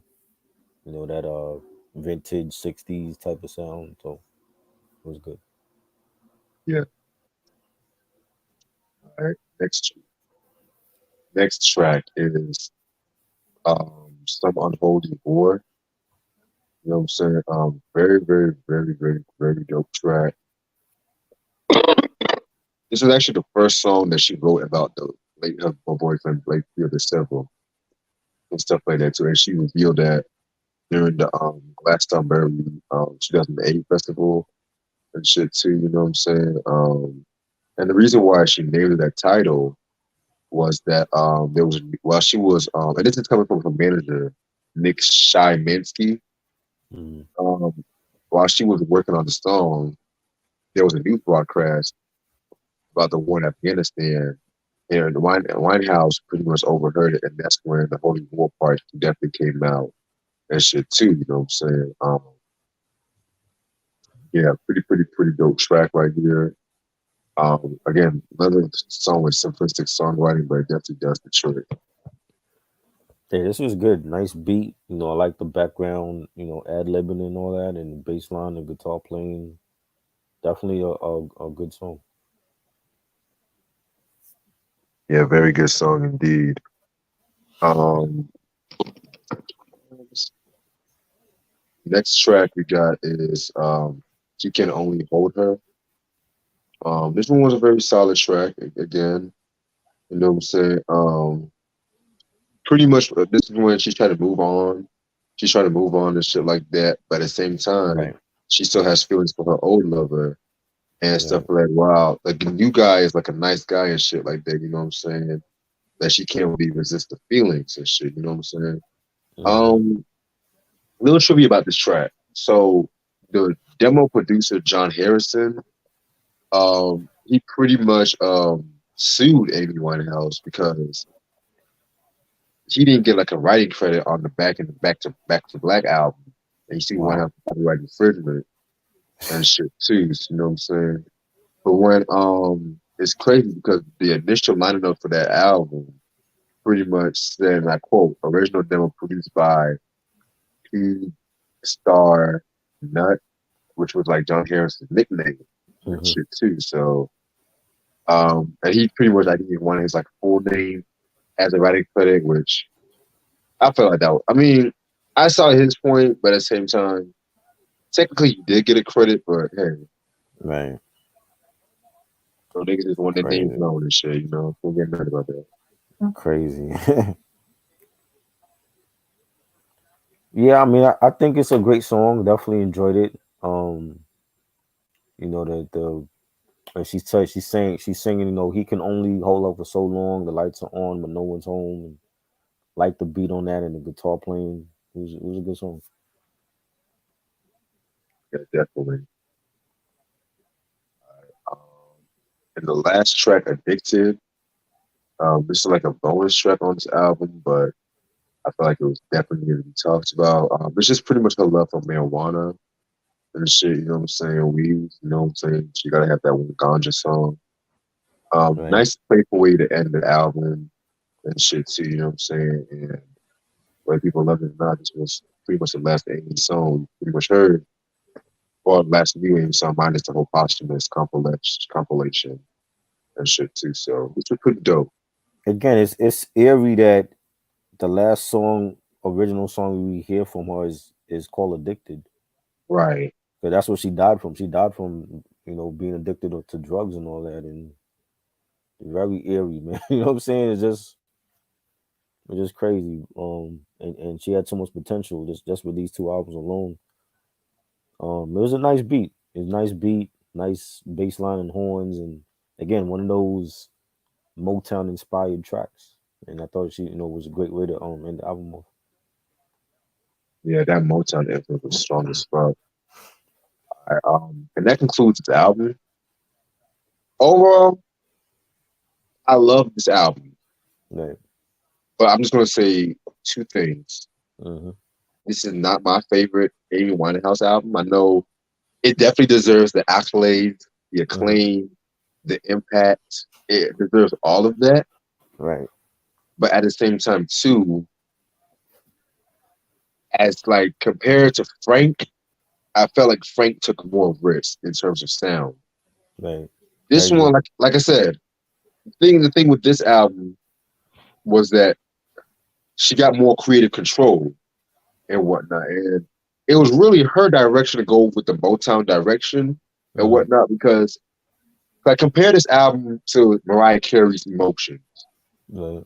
With like said, that was the Tommy Mottola era where where he was still controlling that pussy and shit like that. You know what I'm saying?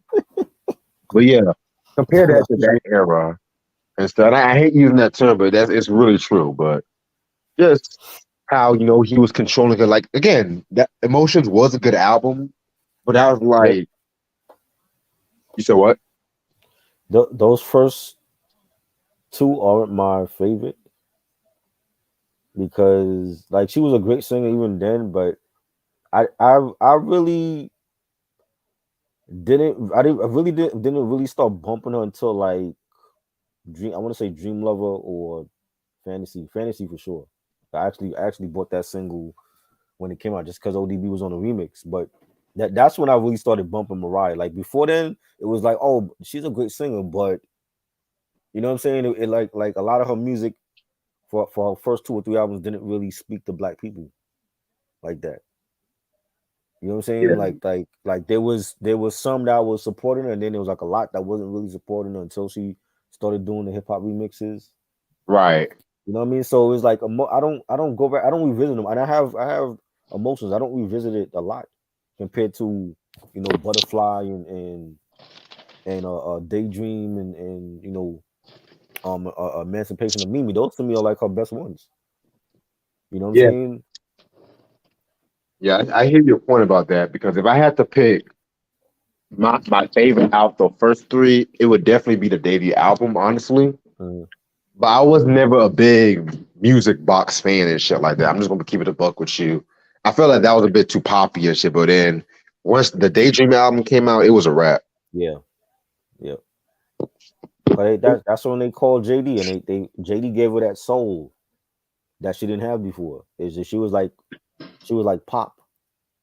You know what I'm saying? And then when JD came in, it's like he took over and gave us like some huge hits in her career. Right. You know?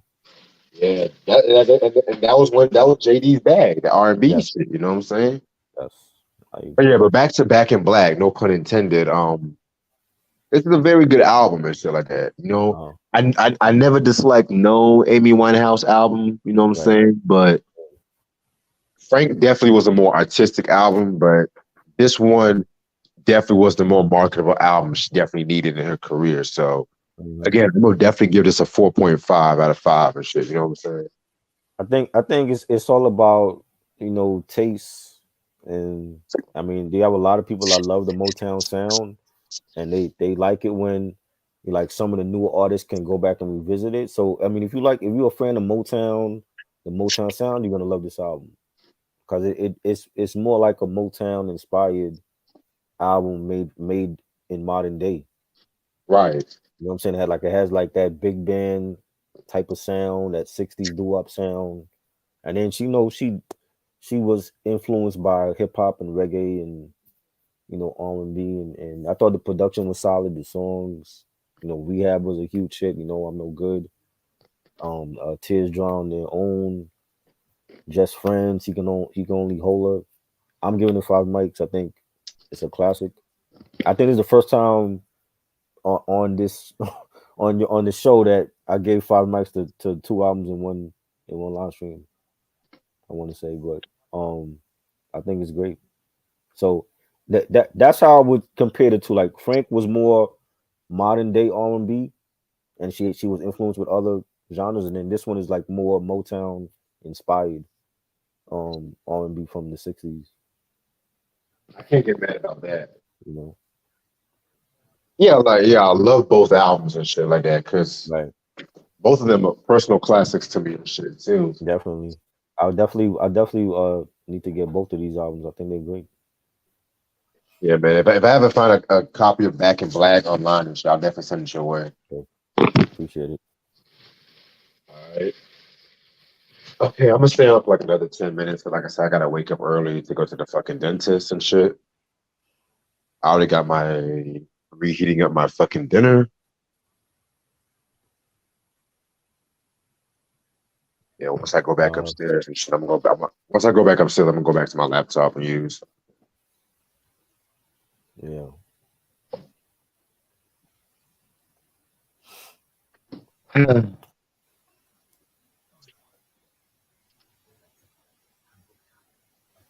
Of course, Um,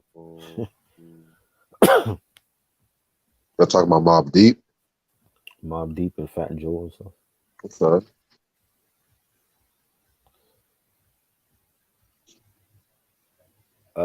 Hip Hop Rap XP said, "Oh yeah, don't mind Redman. He's all right. He did some good songs with Met the Man and Def Squad, Eric Sermon, keeping on himself, killing on. I love El Nino. You're like the only one that likes El Nino besides me. Can't stand that album. El Nino was phenomenal. Like, I just feel like Def Jam didn't promote it enough, but I thought that was a great album.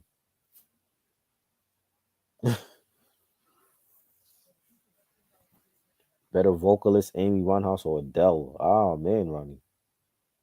You'll never know. We will never know. That would have been a good verses right there.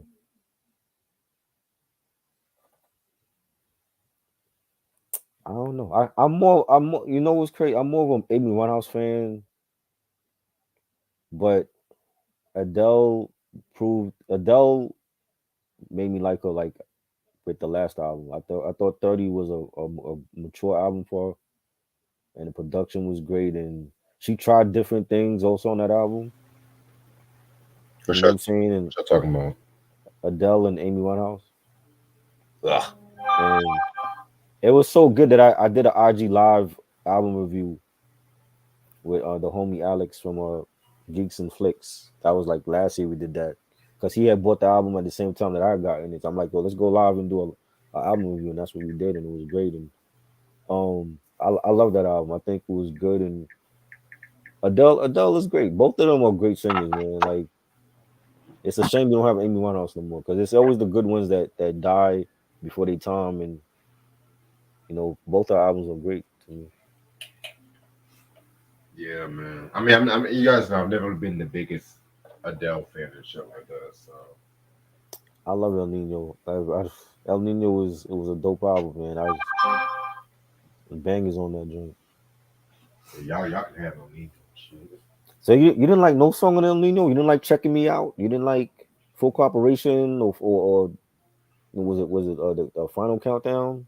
Full Corporation was decent, but really the only song majorly I like was to cover Rapper's Delight. That's really the And I only. didn't like that. I didn't. I'm like, Oh, come on. no. See, this is what we like when we talk about rendition songs.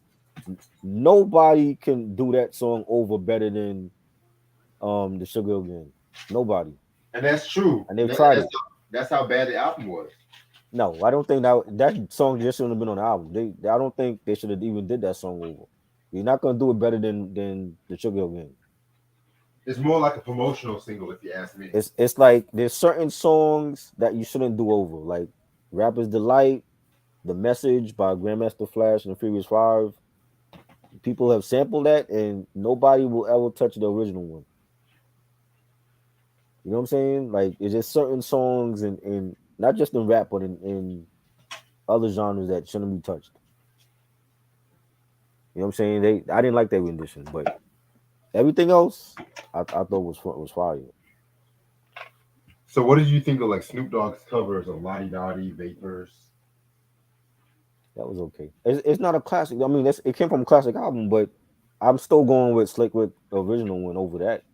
You Or know what I'm Black saying? Star. Just for the simple fact that he was storytelling, and then he had his homeboy beatboxing, and Dougie Fresh is a great beatboxer, might be the best one ever. And nah, Snoop Dogg version was good, but it ain't touching Slick Rick on. Understandable. Right? What you say? You said something else. Black Star's children's story. I didn't care for that one album. I didn't care. Slick Rick again. Slick Rick, you're not touching Slick Rick when it comes to his records, yo. Like he was great. You know what I'm saying? Again, people have sampled that song, but nah, you can't. It's those should be ruled out. They should have like a stipulation, like yo, you can't redo this person's song ever. Like, don't do it. Don't do that. You know what I mean? Don't They do need to that. start doing that with films. Like make a lot of these films untouchable where they're not going back and rebooting the shit or remaking it or whatever.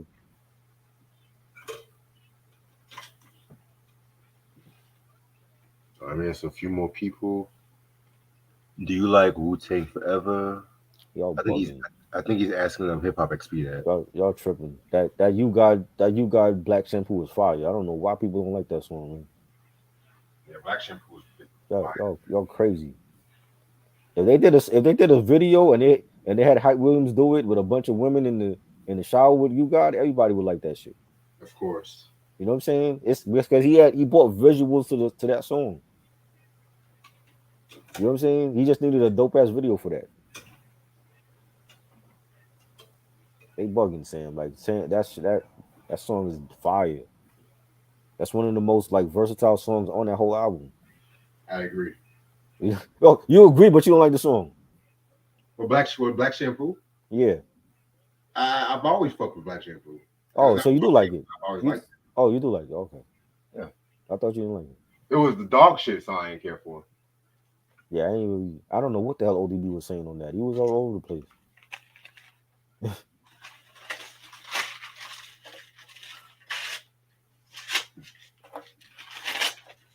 Who was the How many MVP? years is it? Huh? Who was the MVP of Ride or Die Volume 1? That's We already said that last week. It was we already said that last week, bro. It was DMX. of course. Come on, man. It's not Jadakiss. That's nothing against Jadakiss either. Greatest rapper of all time. Yeah. Greatest rapper of all time. Dragon is like an unsung hero, really, for that album because Yeah, for that album. yeah, he has some dope verses and stuff on that songs. Yeah. What time is it? Okay, I have 5 more minutes on the That song, I didn't understand what ODB was. He sounded like he was high on that song. He probably was. Shit. You know. I like the other song you did. Was it the Maria? That Ooh, with that one Papa does Don? not get talked about. That joint was fire. That shit was fire. They should have did like videos for certain ones on that album. Yeah, You know, like go ahead. we needed a video for Impossible. We needed a video for Maria. You know, one for Black Shampoo. They just dropped it. The Triumph and it's yours. Yeah. And I love Triumph and I love It's Yours, but I felt like when people think Wu Tang Forever, it's always Triumph. Right. Because again, they overplayed it. Right, yes. It was an impressive track. I love the fact they were rapping over a beat with no chorus. But it wasn't the first hip hop track to do that. I'm just gonna be real with you. It wasn't the first hip hop track to do that kind of track. Let's be real. Well, you know what it is? It's like that song, at least for me, that's the song has like a victory type of mood. You know, like when Queen did, you know, We Are the Champions. Yeah. Like that was like made for like celebrating and shit. So I think that's what it is. It's like, you know, when that come on, it's like it has like a victory type of type of mood to the song, you know.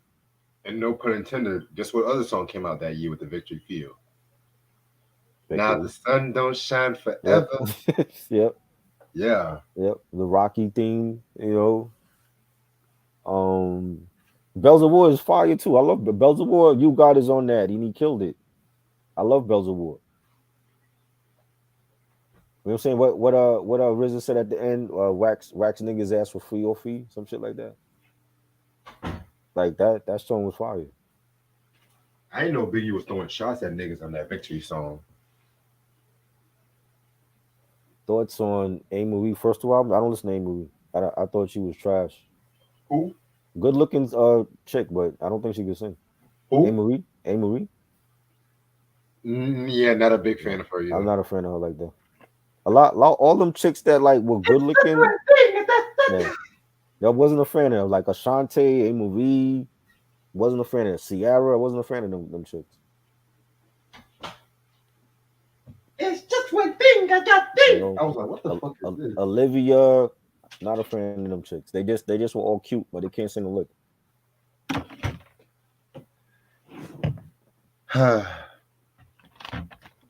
All right. I was going to ask you something too. You surprised the Suns got their ass beat? I'm surprised. I think Chris Paul is surprised that the Suns got their ass beat by Dallas. They wasn't supposed to lose to Dallas. Maya, I don't care for Maya either. Maya cute. I don't care for her singing. Her first album was good. I'm not going to hold You you. like that? Yeah. Never heard her shit. The Suns. Hey, I'm picking the Warriors and Celtics to go to the finals. I think that's gonna be Boston and Golden State. You know,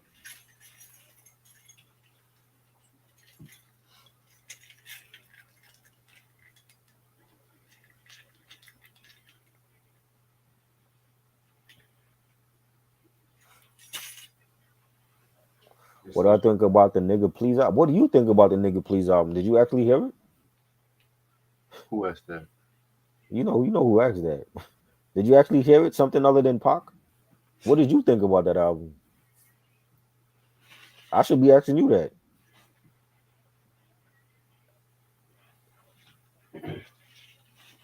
One of the worst albums.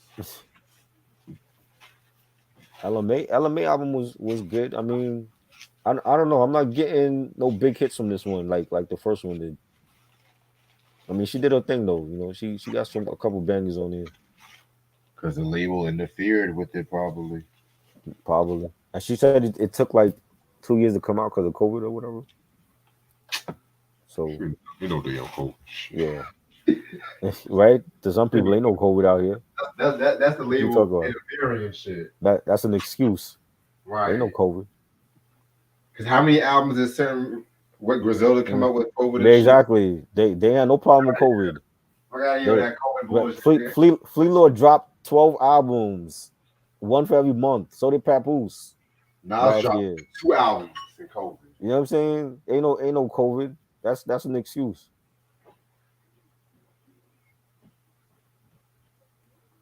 You know, or it got pushed back because of COVID. Come on.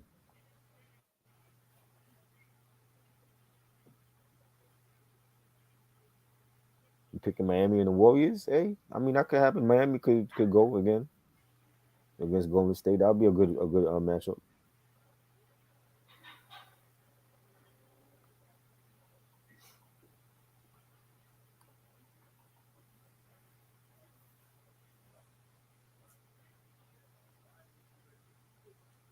Yeah, man. Tribe, did your last tribe? We talked about that a little bit. Your last tribe album was great.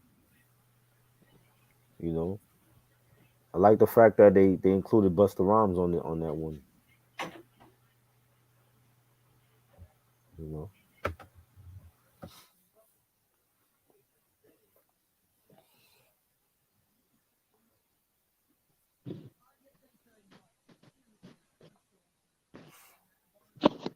Yeah, COVID as a fucking excuse. I'm tired. I'm tired yeah. of motherfuckers doing that fucking shit. Come on, how many albums Ransom dropped? Ransom dropped a shitload of projects, man. It's like DJ Muggs.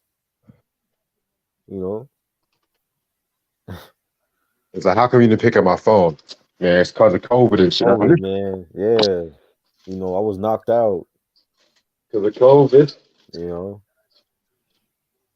Like, get off your fucking ass and stop using COVID as a fucking excuse, bitch. Right?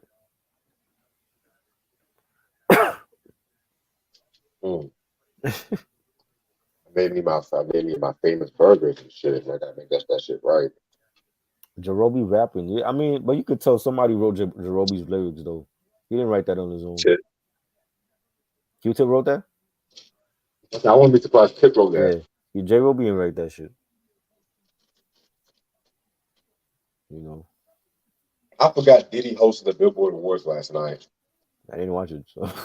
No wonder Mary J. Blige got the icon award. Man, I saw the Mary part. Mary looked gorgeous in that dress. She was like naked in that dress. Well, Janet, I was looking at Janet. I'm sorry. You know Shit. what I mean? Janet, I didn't like what she wore. Janet looked like she was about to tap dance and shit. Like, what the fuck is she was wearing? Stop it. What was she wearing? Like, Stop it. What is it? So she got old. She got older now, so she can't like show her body no more. Janet always looks sexy, body or no body. I didn't care what her. Mary looked sexy. She definitely stole the show. I don't know what Janet was wearing. I thought I was looking at like Fred Astaire or something. I need to stop disrespecting Janet. That's one of the queens. She should have come out with a cane and just start tap dancing. Stop it.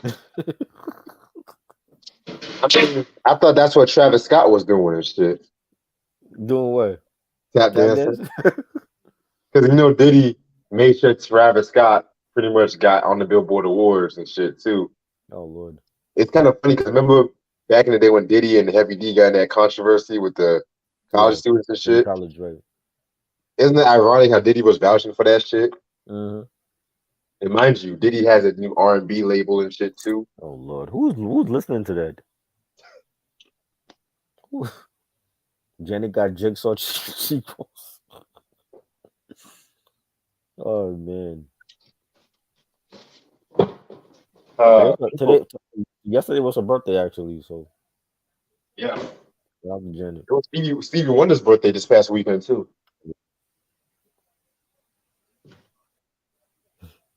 Everybody's birthday is in May. Shit. Oh, everybody be halfway in this fucking year too. Shit. Right.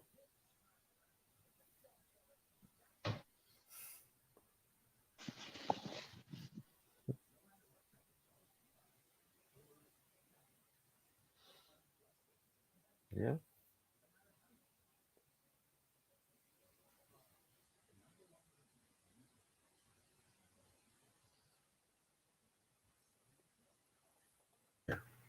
Got my fucking food right here and shit. I didn't watch. I was watching the Rangers game. I didn't watch the Billboard Awards at all. Yeah, I never really cared for the Billboard Awards. Yeah. I'm just waiting for the BT Awards and shit. I might not even watch that. It depends on who's there. Yeah, depending, like I said, depending on who's there. Because they've been off for a couple of years too. Even though a certain somebody thought he was going to be there, but I want to keep that person shut. But anyway, I'm gonna end this off with a few announcements because it's about to be 2 hours, and like I said, I'm trying to at least get 5 sleep. All right, so I got a few announcements I got to make. I got some goodies for the children. You know what I'm saying? So Wednesday, we're going to talk about Earl Sweatshirt's Doors. Yes. Really cannot wait to talk about that. I think it's going to be the first Odd Future review one. Yeah, because we haven't done Frank Ocean or Tyler. So. I could have sworn I did Frank Ocean. You did Frank Ocean? Okay. Maybe not. Maybe not. Right. But because I've had Channel Orange for years and shit like that too. Same. Which is why I'm going to start doing this thing where I'm going to start listening to albums I've never really heard. However, if it's a sealed album and I've heard the album and it's sealed, I'm not going to open it and shit. You're not going to open it? Like if I have it on CD. Oh. Like the Illmatic, Volume 2, Thriller. Right. I got those on vinyl. I'm not going to play those and shit. Okay. Yeah. But yeah, Freeway first album was great. I love it. That's a Rockefeller classic right there. Definitely. Great album. Yeah, that's another label. I need to get more albums from Rockefeller and shit. Cause Yeah. mine is Jay-Z and I don't even have that many Kanye albums either. Kanye. Yeah. Yeah, because I only got the Graduation album. Well, actually, I do got one new Kanye album. I'm gonna save that when we Okay. talk July. All right. Shit, yeah, because I need to stack on my Rockefeller. Because how could I have Memphis Bleak, The Understanding, Not Freeway? What the fuck is going on with me and shit? Imagine that. Well, mind you, the Memphis Bleak I got for free. Okay. It was part of a CD lot, so Nice. haha. That's dope. You didn't have to pay for Yeah. it. And it's kind of crazy because the only Memphis album I've heard was Coming of Age and shit. And ironically, I like The Understanding more than Coming of Age. Same. But yeah, this CD collection is going to surprise a lot of people. So just with some of the shit. And I cannot wait for this Sunday and shit. I'm going to wake up early as fuck, be one of the first niggas there. So that way I can get all the good albums before the white hipsters come out and shit. You know what I'm saying? Because the white hipsters, they always get the good shit I'm always looking for and shit. Right? You know? Yeah. And they don't even know shit about the motherfucker. Nope. That's like Chia Lee, what? This is a classic, Jonathan. Mind you, it ain't no Chia Lee albums coming to North Carolina. I'm gonna be real. But that's why all this week I've been hustling like a motherfucker and shit, trying to not only paying off this hospital bill, dentist bill and shit like that too, but because I'm trying to get me some good shit. I'm trying to get I'm trying to be on some experimental bullshit. You know what I'm saying? Uh-oh. Yeah, because some of the albums I got already, it was kind of on some experimental shit, but it's not always. You might see less hip hop with this collection. That's all I'm gonna say. Wow. Okay. Yeah, but don't expect no Christian rock. That's all I'm gonna say. Boy. Don't expect no Christian rock. Well, thank God. Yeah, I'm never gonna be in that Christian rock shit, you know. But one artist I do want to talk about in the future, but I'm gonna reveal is Dusty Springfield. Dusty Springfield? Yeah, I do want to talk about him. Hold on. Who the hell is Dusty Springfield? You know that song "Son of a Preacher Man" that Cypress Hill sampled? Okay. Yeah. One day. I'm not anytime soon and shit, but no, I'm Knee-Boy. We're not talking about Kirk Franklin on this channel. Never listen to him.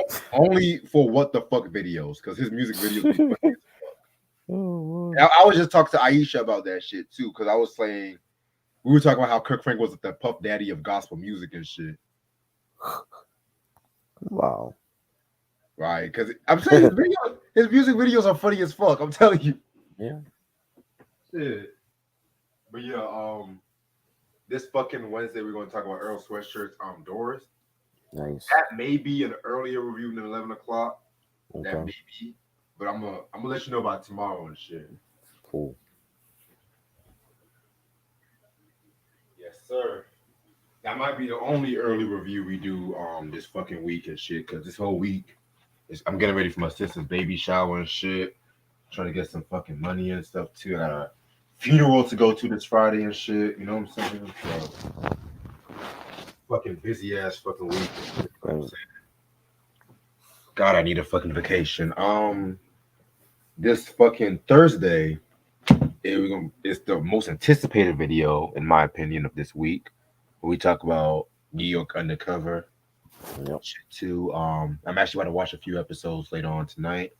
I'm halfway into season 3, and I know Try's gonna say, "Well, you should stop at the end of season 3," which I'm still gonna give season 4 a shot. I'm still gonna give season 4 a shot. You know what I'm saying? I might watch season 3 and 4 simultaneously and shit. You know what I'm saying? Because I already know Eddie's gonna die. I already know they're gonna get rid of Lou, which I feel like getting rid of Lou was a bad mistake anyway. Which I'm gonna get into that. Right. I feel like killing off Eddie was the worst mistake, but yeah. We'll get into that. I don't want to reveal everything. But yeah, and like I said, after New York Undercover, we're gonna talk about Gargoyles and shit too, which that might be an interesting a Disney product we never talked about Disney. Never talked about a Disney thing, yeah. That's crazy. Yeah. That's fucking crazy. Gargoyles being the first Disney product we talk about and shit. Right. Hey. It was either that or Ducktales, right? So Well, technically, Organized Confusion Stress was part of the Hollywood. That was a Disney label. That was a Disney product, I yeah, but guess. nobody tells that. They probably don't even remember them having those niggas on the label. I'm just They don't remember yeah, that Disney shit. did. Yeah, They they didn't like, market them and who the shit. fuck is this? You Organized Confusion, know? fucking stress. Yeah, like nah. Where's the Mickey Mhm. Mouse? Right. Where's the when you wish upon a Man, star? fuck that. I'm just saying, but this is like the first Disney shit we want to talk about. Right, Gargoyle, right. which that might be a July. We might do that either late June or early July and shit. Okay. Yeah. After that, then we're gonna do the Rocco's Modern Life because I know me and Ashley like that shit. And I know you never seen Rocco and shit, No, right? no, I've Uh, never seen it. I'm more into Rick and Morty, so what is that? What is that? Was about Rick and Morty and shit? Like, because it's just a fun, it's just a fun show. I like it, yeah, and Rocco's Modern Life is fun it, and shit. it reminds me of Back to the Future. Yeah, but Rocco's You know, Modern Life. I mean, I like Rocco's Modern Life too, but that's more. I rather that than Rick and Morty. that was alright. Nothing against Rick and Morty and shit, but I just think Rick and Morty is funny. So yeah, I feel like you gonna mention Rick and Morty every time we talk about a cartoon and shit. Like, I mean, Rugrats is cool and shit, but it's like, Rick, yeah, man, got with Rick and Rick and Morty has a following. So I, he did a Morty. discussion on Okay, it. but Rocco got a following too and shit. Yeah, Like, I just never watched it though. Bro. it was SpongeBob before SpongeBob. That's all I want to say. Mm. Um, South Park was good too. I was a huge South Park fan. I mean, yeah, South Park was good, but everyone's done the South Park review at this point. You know, Proud Family. I love Proud Family. Right. The reboot, I have some issues with the reboot, but Yeah. I'll save that. Um, yeah, man, that's what we got this plan this week. Also, Ashley's coming by this Sunday when we talk about the fucking Babyface for the Cool and You. Nice. That's gonna be the first Babyface album we talk about on the channel too. Mm. Unbelievable. And like I said, I only had one Babyface album before I got that one. Right. Shit, that it's no crime, Tender Love album and shit like that. What do you think about Danny Brown? I like Danny Brown's album he did with Q-Tip. Trash. You didn't like Danny Brown? I Well, never I mean, liked Danny Brown is a quiet taste because I didn't care for all that screaming and shit that he did. Thirsty. Like what the fuck? But like you see like what happens when Q-Tip can work with somebody like they just bring out the best in you. Right. You know. Yeah, man. It is what it is and shit. But other than that, that's pretty much everything I gotta say. Check out the Amy Winehouse Is Frank Yes. and the Back in Black and shit like that. If you guys love that shit, appreciate this as usual. Try. No doubt. All right, make sure y'all subscribe and like this channel, share this video and stuff like that. And I'll see y'all later. Peace.